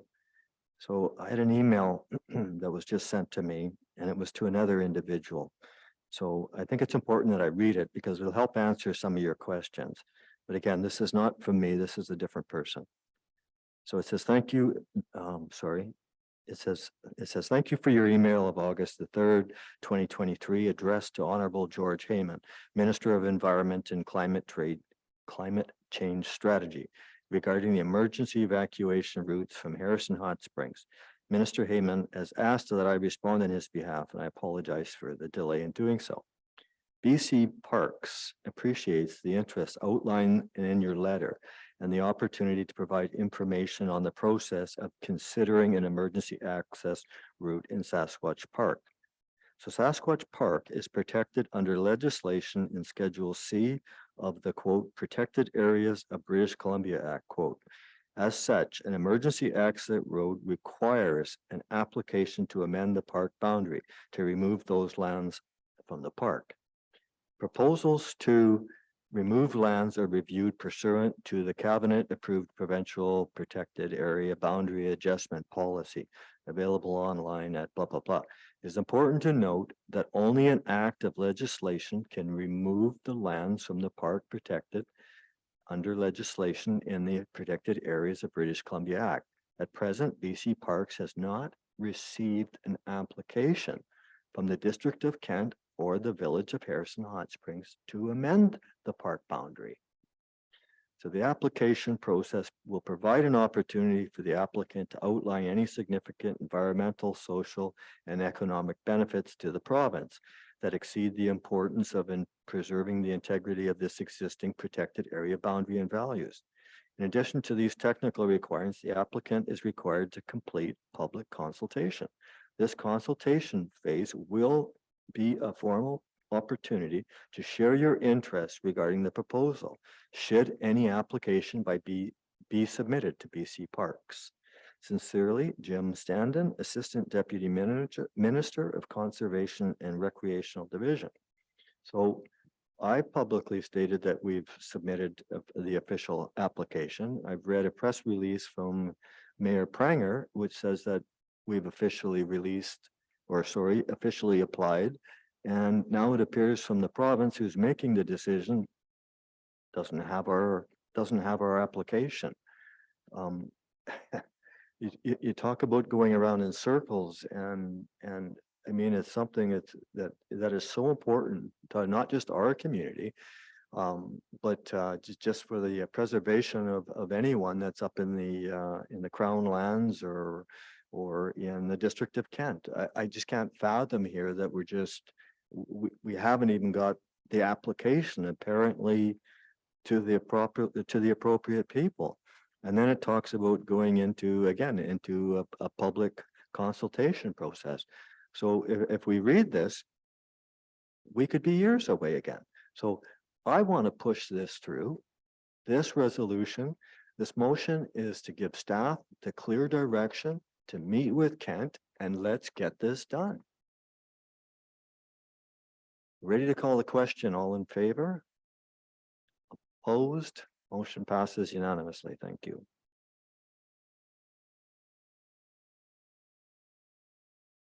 The next item is item E, which is a wildfire risk assessment report. Now that was Councillor Allen. Yes, Mr. Mayor. I would move that whereas the village has paid for a wildfire risk assessment report by Blackwell and Associates, and whereas that report is fundamentally flawed because it has the summer wind pattern stated erroneously backwards, and whereas the afternoon hot winds blow from the south to north and not from north to south as erroneously stated, and whereas this results in a gross understatement of the wildfire risk, therefore be it resolved that the village demand that the report be corrected using the proper wind pattern in Harrison Village instead of the irrelevant wind data from Hague Station in Hope, and that a corrected and revised report be provided to the village as soon as possible. So moved. Moved by Councillor Allen. Discussion on this? Ready to call the question? Sorry, Councillor Facio. Thank you, Mr. Mayor Wood. I think it would be appropriate for Blackwell and Associates to come back to the village, to the council, and give their explanation before we. Well, I'd be voting against this. I think Blackwell and Associates should be coming to the village to explain to us why they chose the afternoon winds, the south to north and north to south So that's my. Councillor Allen. Yes, Mr. Mayor, I can respond to Councillor Fascio's concern. I've actually held this discussion with Mr. Blackwell, and we have reviewed the report. And he has told me that because there is not a certified wind weather station of the type that they normally use, he had to select a weather station, the closest weather station he could find that met some protocol was the Hague Station in Hope. He agreed with me that the Hague Station in Hope is not an accurate representative of the wind patterns in Harrison Hot Springs, but he said that it was some requirement by some obscure body that he couldn't use the wind pattern data that's available from we residents of Harrison Village, from the Wind Sports Society, from the Yacht Club, or from any of the people who maintain their own weather stations and know the wind patterns very well. He had to use the Hague Station. And I think that he would be happy to have a reason to revisit his report and to insert in there the proper wind pattern, because it makes a massive difference to the result and to the risk rating. And that was why I proposed the resolution, so that we can put this in front of Mr. Blackwell and give him an opportunity to say to whoever it is that's requiring him to use on a totally irrelevant weather station, I have to use the information I have from Harrison. Thank you. Thank you. Ready to call the question all in favor? Opposed? Motion passes with Councillor Facio and Vidal opposed. The next item is from myself, but it initiated from Councillor Allen. Excuse me. Excuse me. It's regarding the sight lines at intersections. So whereas Councillor Allen has identified a number of sightline infractions, and whereas the preservation of life and safety is identified as the top priority in the bylaw enforcement and compliant policy number 1.38, and whereas zoning bylaw 1115 defines the specific sightline requirements at intersections, and whereas the bylaw notice enforcement bylaw number 855 defines the fines for breaching zoning requirements and outlines the designation of the bylaw enforcement officer, and whereas the delegation of powers, duties, and functions of Council Bylaw 1041 establishes the position of the Chief Administrative Officer as per section 147 of the Community Charter, which states the following. 147 bylaw under section 146 may establish the position of Chief Administrative Officer of the municipality whose powers, duties, and functions include the following. A, the overall management of the operations of the municipality, and B, ensuring that the policies, programs, and other directions of council are implemented. And whereas section 116 of the Community Charter lays out the responsibility of the mayor as follows. 116.1, the mayor is the head and chief executive officer of the municipality. Number 2, in addition to the mayor's responsibility as a member of council, the mayor has the following responsibilities. A, to provide leadership to council, including by recommending bylaws, resolutions, and other measures, in the mayor's opinion, may assist peace, order, and good governance of the municipality. And whereas the chief administrative officer recently informed that the enforcement of the village bylaws is the responsibility of council and not staff unless it has been delegated to either the bylaw enforcement officer or administration staff. And whereas council has delegated the authority of bylaw enforcement to the bylaw enforcement officer, there be it resolved that I move that staff direct the village's bylaw enforcement officer to enforce zoning bylaw number 1115 for intersection sightlines with respect to the issues identified by Councillor Allen. So discussion on that. Councillor Facio. Thank you. Mayor Wood.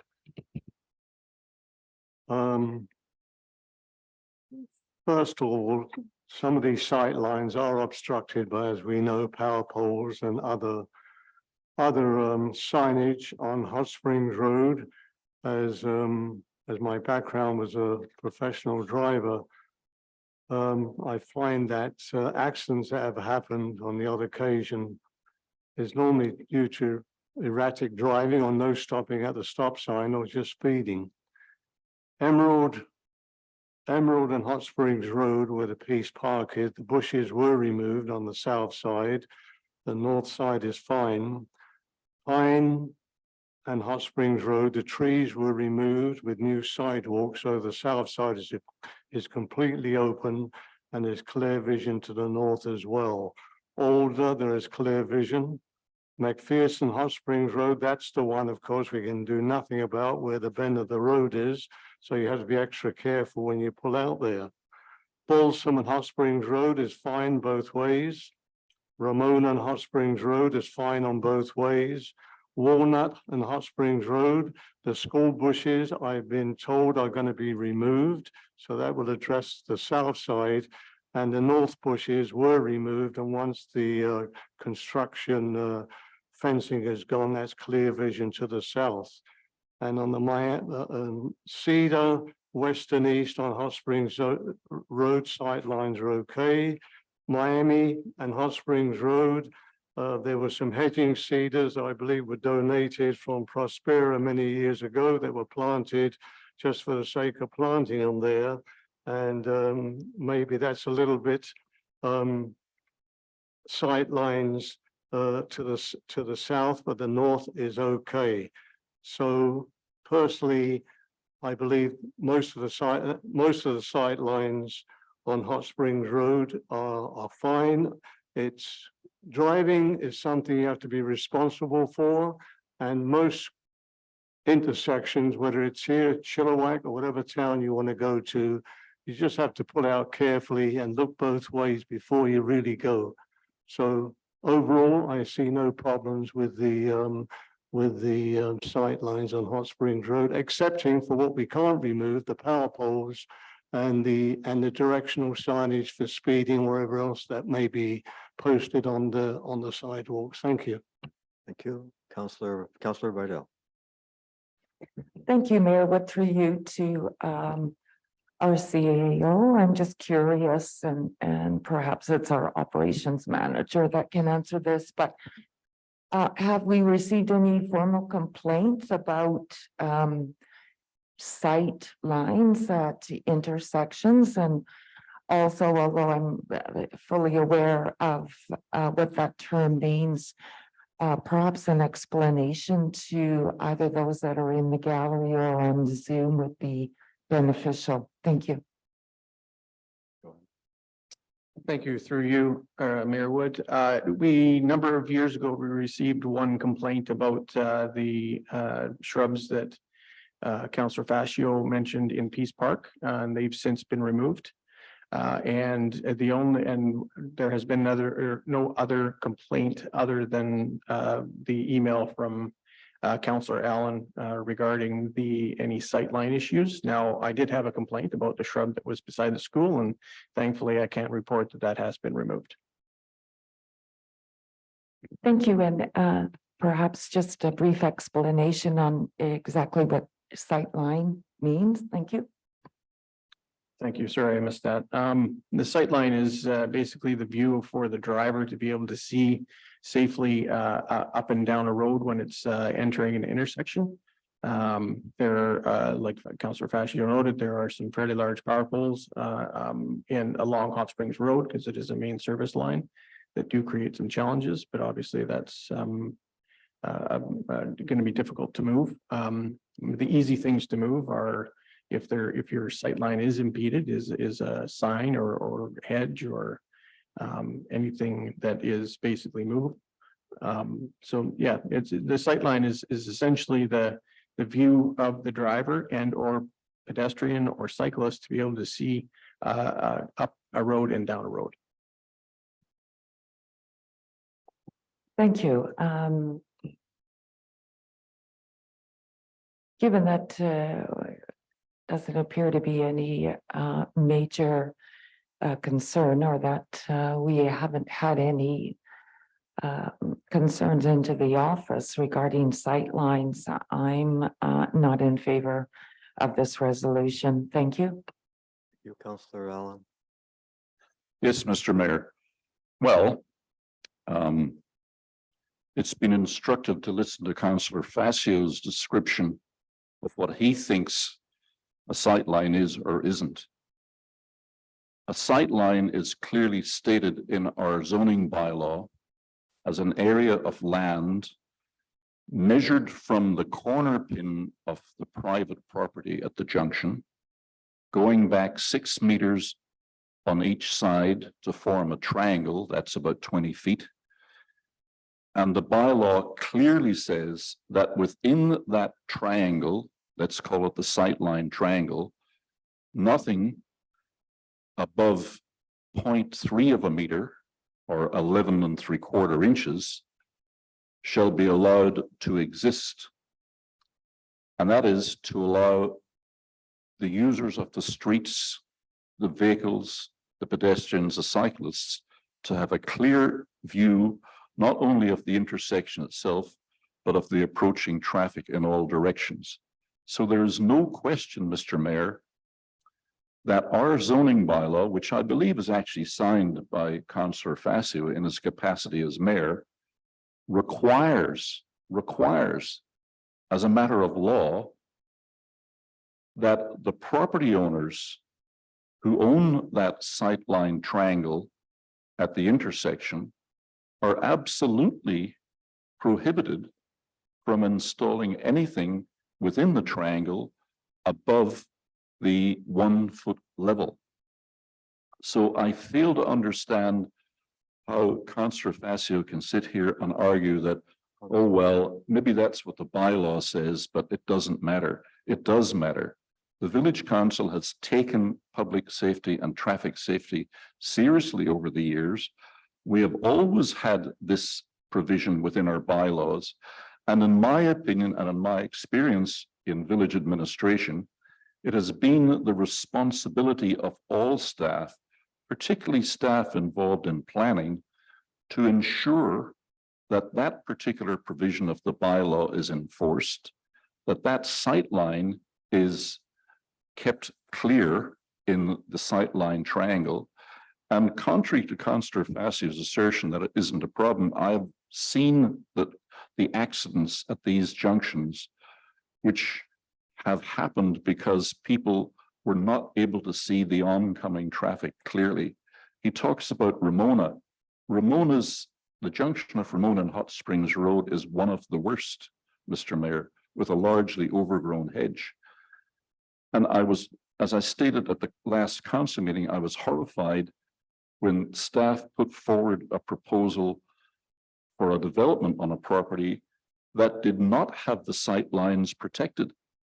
When we pass a bylaw as a council, it's my expectation that council staff takes that as instruction that they must hereafter enforce that at every opportunity.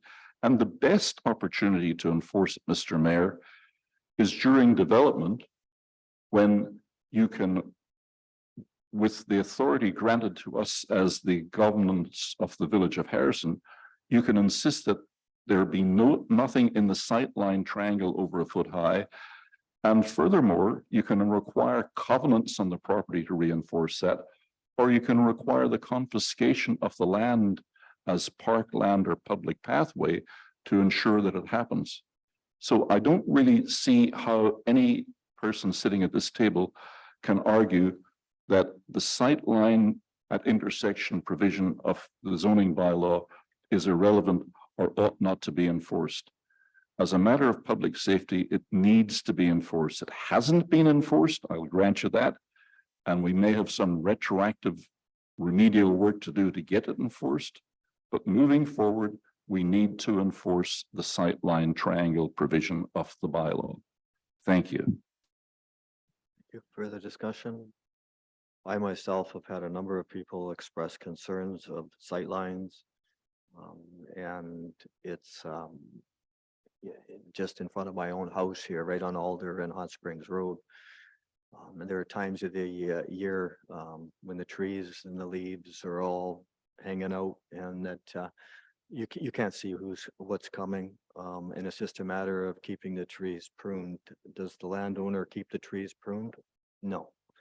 The number of people that come to close calls at that intersection, I see a lot. With the new, excuse me, with the new access right across the way from the Hot Springs Phase 3 development there, I can see that corner even being more dangerous. I think we have a responsibility to enforce our bylaws. If our bylaws state that we need this clear passage for sight of view for the safety of driving a vehicle, I'm not an expert in that. And if that's what the engineers had stated is what was required, then we have a responsibility for the safety of everyone in this village here to make sure that we're enforcing the rules.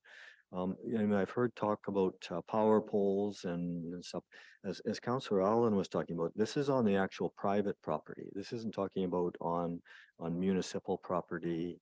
So we're not talking about the hydro poles. We're not talking about fire hydrants. We're not talking about a street sign. That's we're talking about what's actually on the private property of the intersections. I could continue on and talk about the different streets. And Pine Street is a terrible street just to walk down that street because of the height of those trees there. I mean, so many times, just especially with the new electric vehicles now, I don't even know what's coming until it's right there. So I believe it's something that should be enforced, or at least there should be a bylaw officer to investigate, and obviously to give the whoever owns the property the opportunity to make it right. Further discussion, Councillor Jackson. Thank you, Worship. What I would recommend is if staff is out and they see you're talking private property now, that there may be a sightline obstruction, that they contact the owner of that property. I don't think there's any need to get the bylaw officer informed. I agree with you, there are places where sightlines could be approved. One thing you have to remember, that all these streets we're talking about, we've been here for a long time, and this has existed forever, my 20 years in Harrison. The simplest way is the staff sees it, and they recommend, go to the people who own the property, advise them and get that changed, rather than going through this bylaw officer, which is going to intimidate people and they're not going to respond positively. Thank you. Thank you, Councillor Jackson. And I'm just going to respond to you on that. I mean, I would support what you're saying in principle, but unfortunately, you know, we're government. It's not just a matter of for staff to contact and make that. The staff have to be delegated the authority, and staff are saying to myself and council right now that they do not have that authority. So I read a whole bunch of sections out of the community charter under our bylaws, and you know, I mean, a lot of people would be wondering, why did I read all that stuff out? Because the real issue right here is that staff don't have that authority. They do not believe they have that authority until us as council delegate them that authority. I believe, from what I read, that they do have that authority, and that authority has been delegated through the bylaw officer. So the bylaw officer, I would hope, would work with the administration and work in peace and hopefully try to move forth on this. But again, it's the staff that are asking for the direction of council. So I call the question. All in favor? Opposed? Motion passes with the Councillor Vidal and Facio opposed. Next order of business, please. The next item is the Starlight Skating Rink. Councillor Vidal, I believe that's you. Thank you, Mayor. What I'll put a motion on the table first and then expand on it.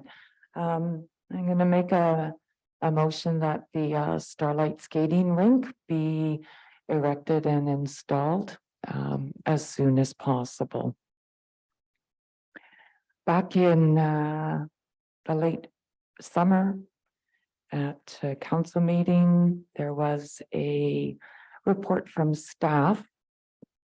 And it had been at my request and the possibility, and we discussed the future of the Starlight skating rink.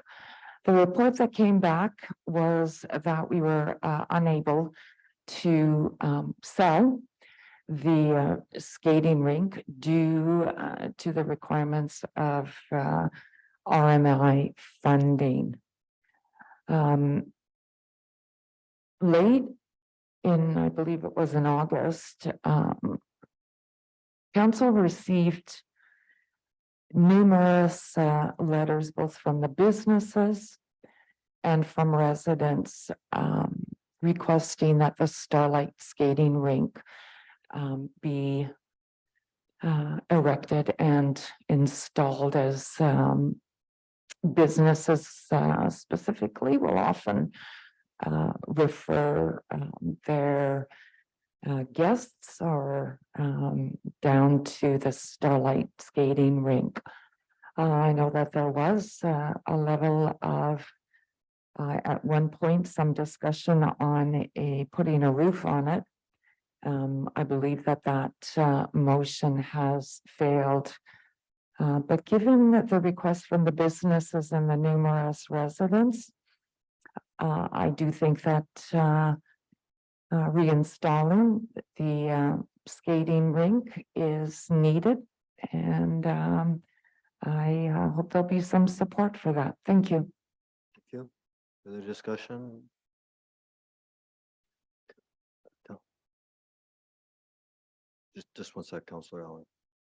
Yes, go ahead. If there is more discussion, please go ahead, but I just wanted to advise council that the original motion was that the skating rink be dissolved and future projects connected to the rink stop, and that the matter be referred back to staff to research options of selling the rink. So there were two motions originally relating to that rink. Thank you, Councillor Allen. Well, Mr. Mayor, I think that there is a chance that the Starlight skating rink could be a valuable asset to the community, and it could work. And I'd like to, in response to Councillor Vidal's resolution, point out that I made the suggestion, is it 2 months ago now, that the merchants in town who are concerned about the absence of the rink be offered the opportunity to lease the equipment from the village and to run the rink themselves, given all of their business skills in organization and promotion. I thought that that was a viable alternative. I also suggested at that time that if the rink was moved to a new location, perhaps right on the other side of that wall on Maple Street, beside our hall, or even into the plaza, because it's a flexible design, you can change it to any shape you want, that it would have a greater level of use, would create more business for the businesses which are actually located down here in Block 1 and Block 2, and would have a better chance of success. I'd like to add a further suggestion to that, and that is that in the longer term, if we're going to keep this equipment, that instead of putting a temporary tent over just the rink itself, that we should erect a large semi-permanent tent that's winterproof, put the rink inside it, and run it as an indoor attraction from the beginning of November till the end of February, perhaps, with lights and everything else that would make it a weatherproof activity. The weather in Harrison Hot Springs in November, December, and January is inhospitable to recreation. If you put that same recreation inside a tent structure, then things change dramatically. And I'm thinking about a tent similar to the one that was once at the Bungalow Court, a large industrial type tent. I think that one was 30 by 60. Those are available for purchase or for lease, and you can heat them, you can light them. And I think that that might rescue our Starlight skating rink and might create the kind of indoor winter function center that we need to build tourism traffic in this village in the winter season. Thank you. Thank you. Councillor Pascal. Thank you, Mayor Wood. The maple tree here, of course, you can't put synthetic rink on there because the ground, all roads are built, they're not level. It has to be a level plane. And the plaza, of course, has the lake imprinted in it, which is raises slightly above the tile, so you couldn't put it on there either, unfortunately. For that reason, and the permanent structure that used to be next to the Randall Park is not something you can lift and put in place quite easily. So we really don't have a permanent location as such to try and have an enclosed, which would be great. We could have that type of setup.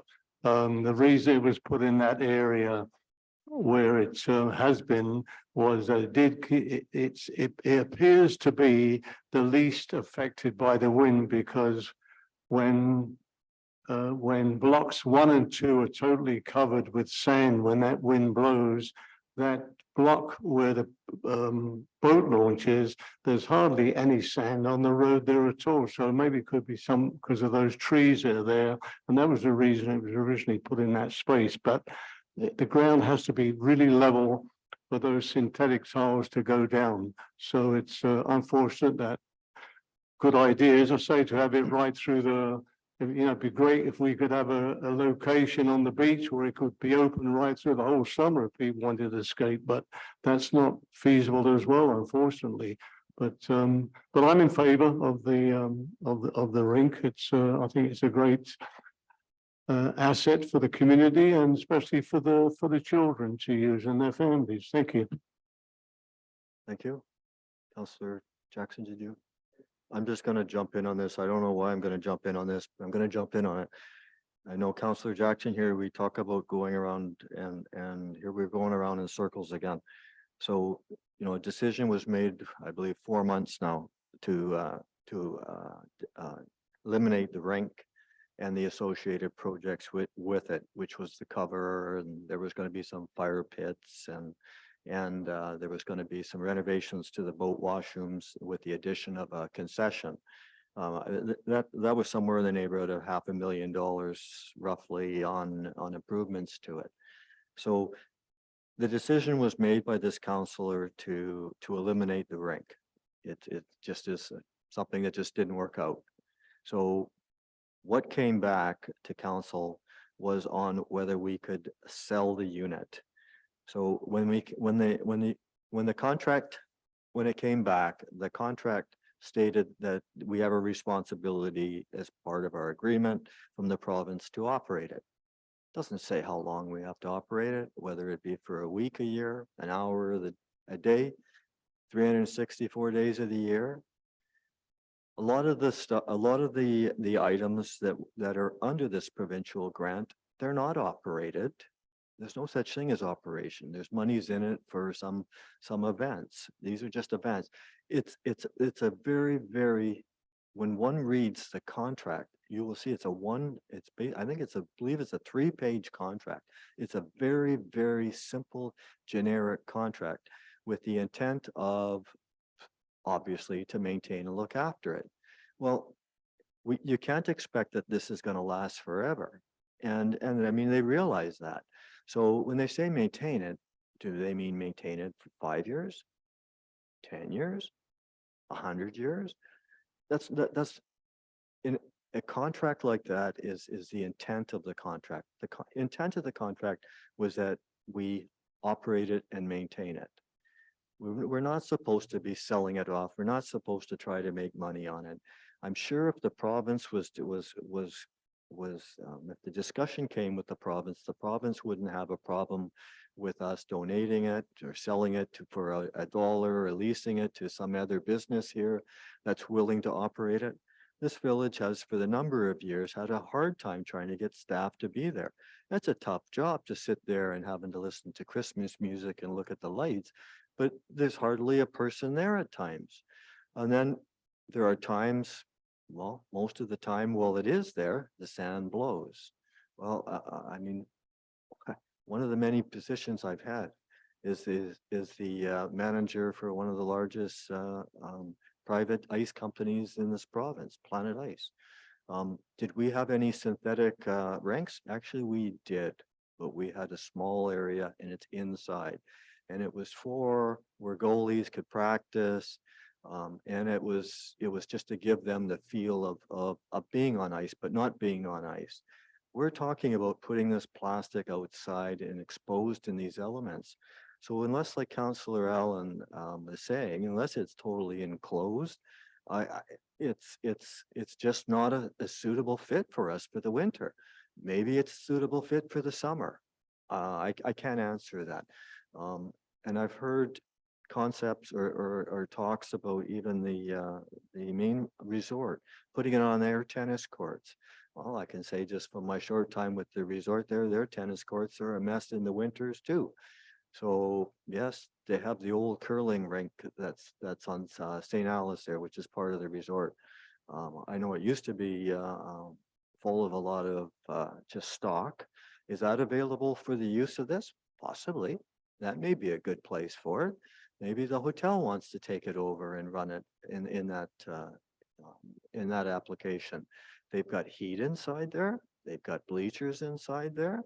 They've got an area up top if you want to sit there and whatever you want to do.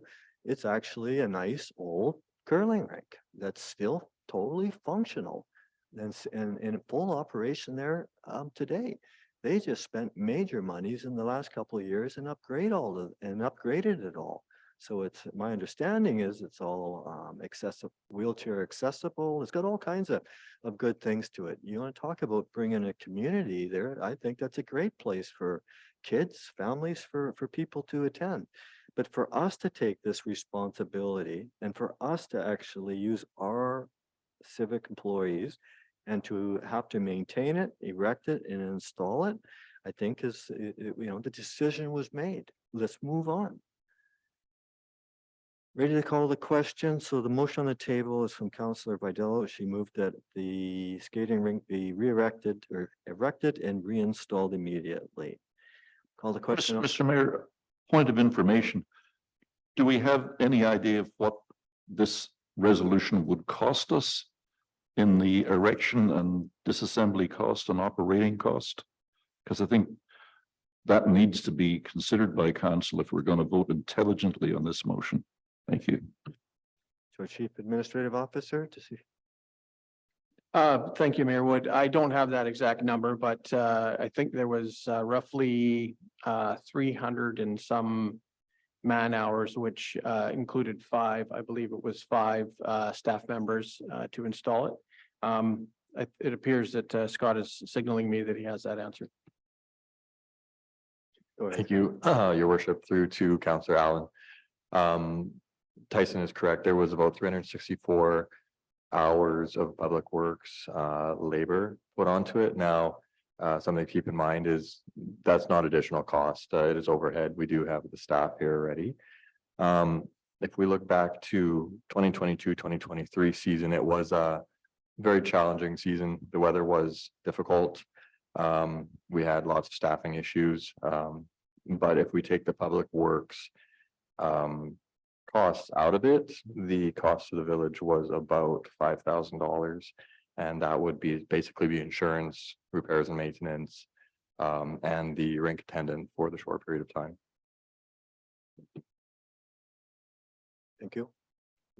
So Well, just my calculation, correct me if I'm wrong, is it's going to be $40,000 or $50,000 then, and never mind the operating loss when we start to hire staff to man the facility. Anyway, maybe you got a zero off on that. That sounded high. What was the man hours to our Chief Financial Officer? Yes, Your Worship, it was 364. 364. And they're paid minimum wage?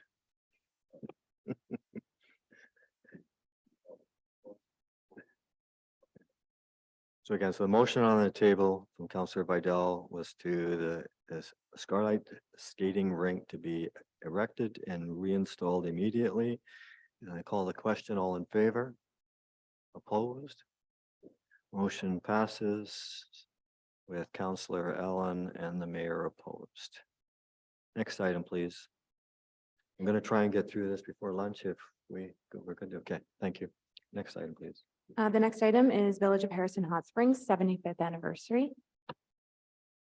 Who would like to our chief administrative officer like to talk, or does our community services manager want to talk on this one, or? Yeah, well, that's, I can pass it on to the community services manager. Thank you, Mayor Wood.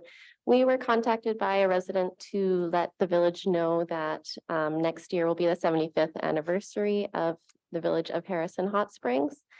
They also reached out to Tourism Harrison River Valley, who let them know that an event specific like that didn't fall in their current event plan, but that they would be willing to support the village staff if we were interested in hosting an event like that. And I think that that was just about as much information as we were provided, and wanted to pass that information on to council. Thank you. Thank you. Any conversation on this? So this is about, again, our 75th anniversary. I know Councillor Facio earlier was talking about a village summer party, but I guess it's a party. But I think this one here being the 75th would be a lot more official, government officials. And I think that's something that needs to be run by the village staff versus a public, or sorry, versus a private party in Woods Park or whatever like that. So that's about as far as I know on this right now. Further discussion on that? Councillor Facio? Thank you, Mayor Wood. Yeah, this is a great idea. Back in 1999, we celebrated the 50 years. 27th of May, 1949, the village received its village status. And we had a week-long celebrations of acknowledging the senior folks in the village, the businesses, and then we had some events going on, and it ended up with at the end of the week with a night to remember, dinner and dance in this very hall here. We managed to get 220 or maybe 240 people here, and still had a dance floor, believe it or not. But that's the celebration, and we put the time capsule, which is still just by the front entrance of the village office there, with whatever we threw into there. So that was what we did back in 19. We had a committee that worked with the staff to put this together. Whatever the staff have in mind, I'll be willing to help out in any capacity I can. I'll leave it, as you say, with the staff to come up with some recommendations for that. But is there a specific date that, if I may ask through you to the staff, do they have in mind for next year? No, I don't think that there is any specific date. No, the staff right now have just asked, they just want to see if council are interested in it before they take it further. Councillor Allen. Thank you, Mr. Mayor. Well, I'd just like to credit Pauline Bechtel for alerting me to this possibility. And I hope it was her that made the suggestion to staff. I think that the 75th anniversary is a significant event. And the 27th of May was the date when we got, I think, whatever formal thing happened in 49. And I would, thinking ahead to 2024, this is around Victoria Day, which is traditionally a holiday in the area. I believe that holiday next year is going to be on the 18th, being the closest Saturday, Sunday to May 24th. So I would think that it would be a very appropriate event to hold. I recall that when Kent was celebrating some kind of centenary, they had their council members dressed in period costume and had other historical events happen.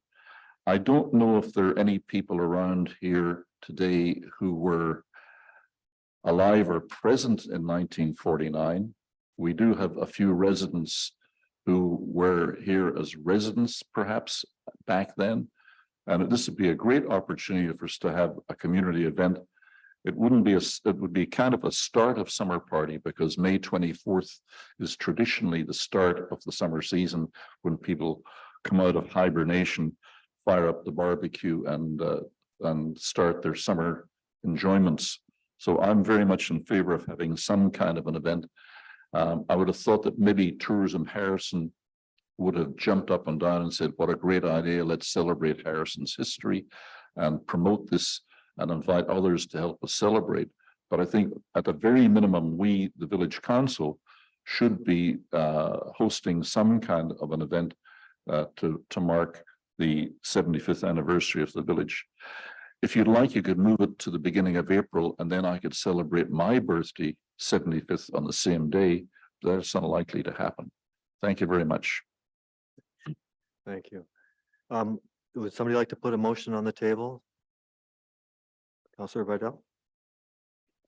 I will move that council instruct staff to come up with viable options in order for a 75th year celebration of the village, and to report those options back to council. Thank you. Thank you. Ready to call the question. All in favor? Nobody opposed? Passes unanimously. Thank you. So the next item here is that the Committee of the Whole rise and report to council. So I move that. Do I have or further discussion on that? Sorry. Call the question. All in favor? Nobody opposed? Passes unanimously. Next order of business, please. The next three items don't have anything under them. That was delegations, petitions, reports from staff, and bylaws. So we would be moving on to questions from the public. Questions from the public, please.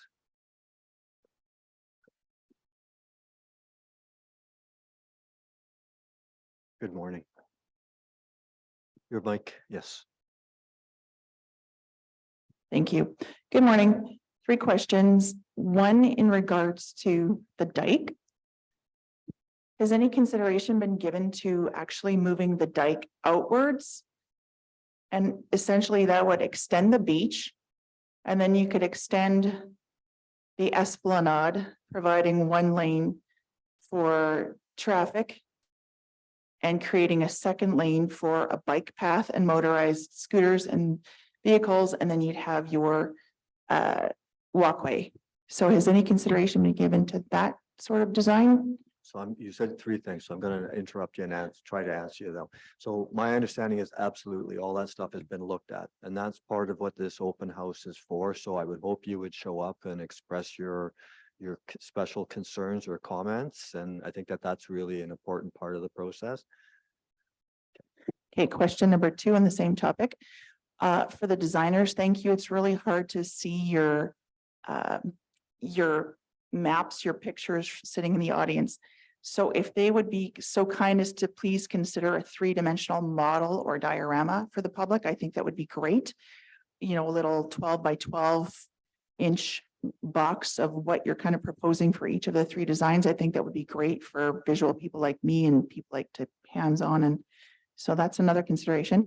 That's a good, just before you continue then. So I think that's a great idea. And I mean, I agree, because when you look at these plans, there's a brown line that says it's a wall. I have no idea what it really feels like or looks like. So I think they got that message this morning. So let's hope that shows up there. Okay, that's great. And as a kid that used to like to play with Lego and connects blocks and all that sort of stuff, I'm right there. Okay, so my last question in regards to the skating rink. I know you've gone around and around, and the decision was made to sell it. Has any consideration been made to locate the skating rink within Memorial Hall over the winter as a trial basis? You've got a built-in concession stand here. You could get some parents from the school that could run it. I know there's a couple of moms that would probably willing to say, hey, yeah. And that month, that money would go towards school activities or whatever. But then, of course, you'd probably have to consider the dances. So you could split the hall. Half is your skating rink and your fun zone, your cards and whatever. This half is your your dance zone. Just an idea. Thank you. It's a good idea. Thank you.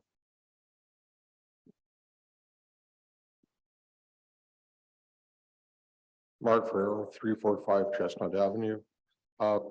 Somebody's Is that echoing. feedback there? Well, first of all, I would like to commend you all for a very orderly meeting. Congratulations are in order. Thank you very much. A couple of comments. Mr. Facio, you said something about our summer party. I would take that one step further.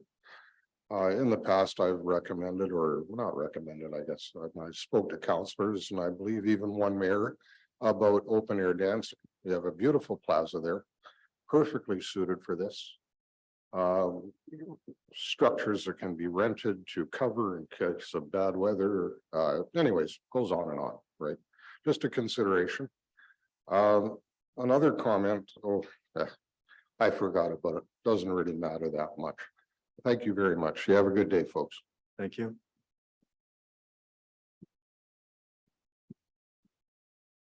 That noise, you can hear it too?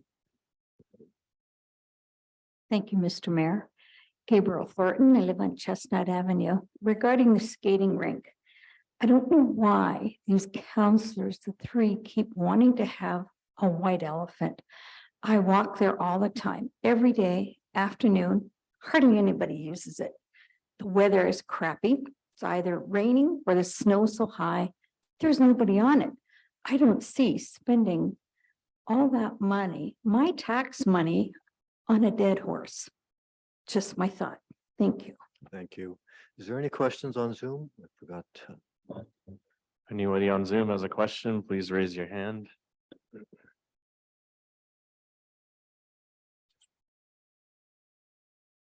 Looks like there are no questions, your worship. Okay. A quick question? And yes, this is a question. Have any of you seen the latest TikTok CBC video, which came out this morning, I believe? Yeah. Not pretty. And this is province-wide news at the moment. And it could even, once it gets on the wire, go across Canada. For those that haven't perhaps seen it, I would highly recommend you watch it and consider the greater ramifications of this for our village. Thank you. Thank you. All for adjournment? Everybody in favor? We are adjourned. Thank you, everybody.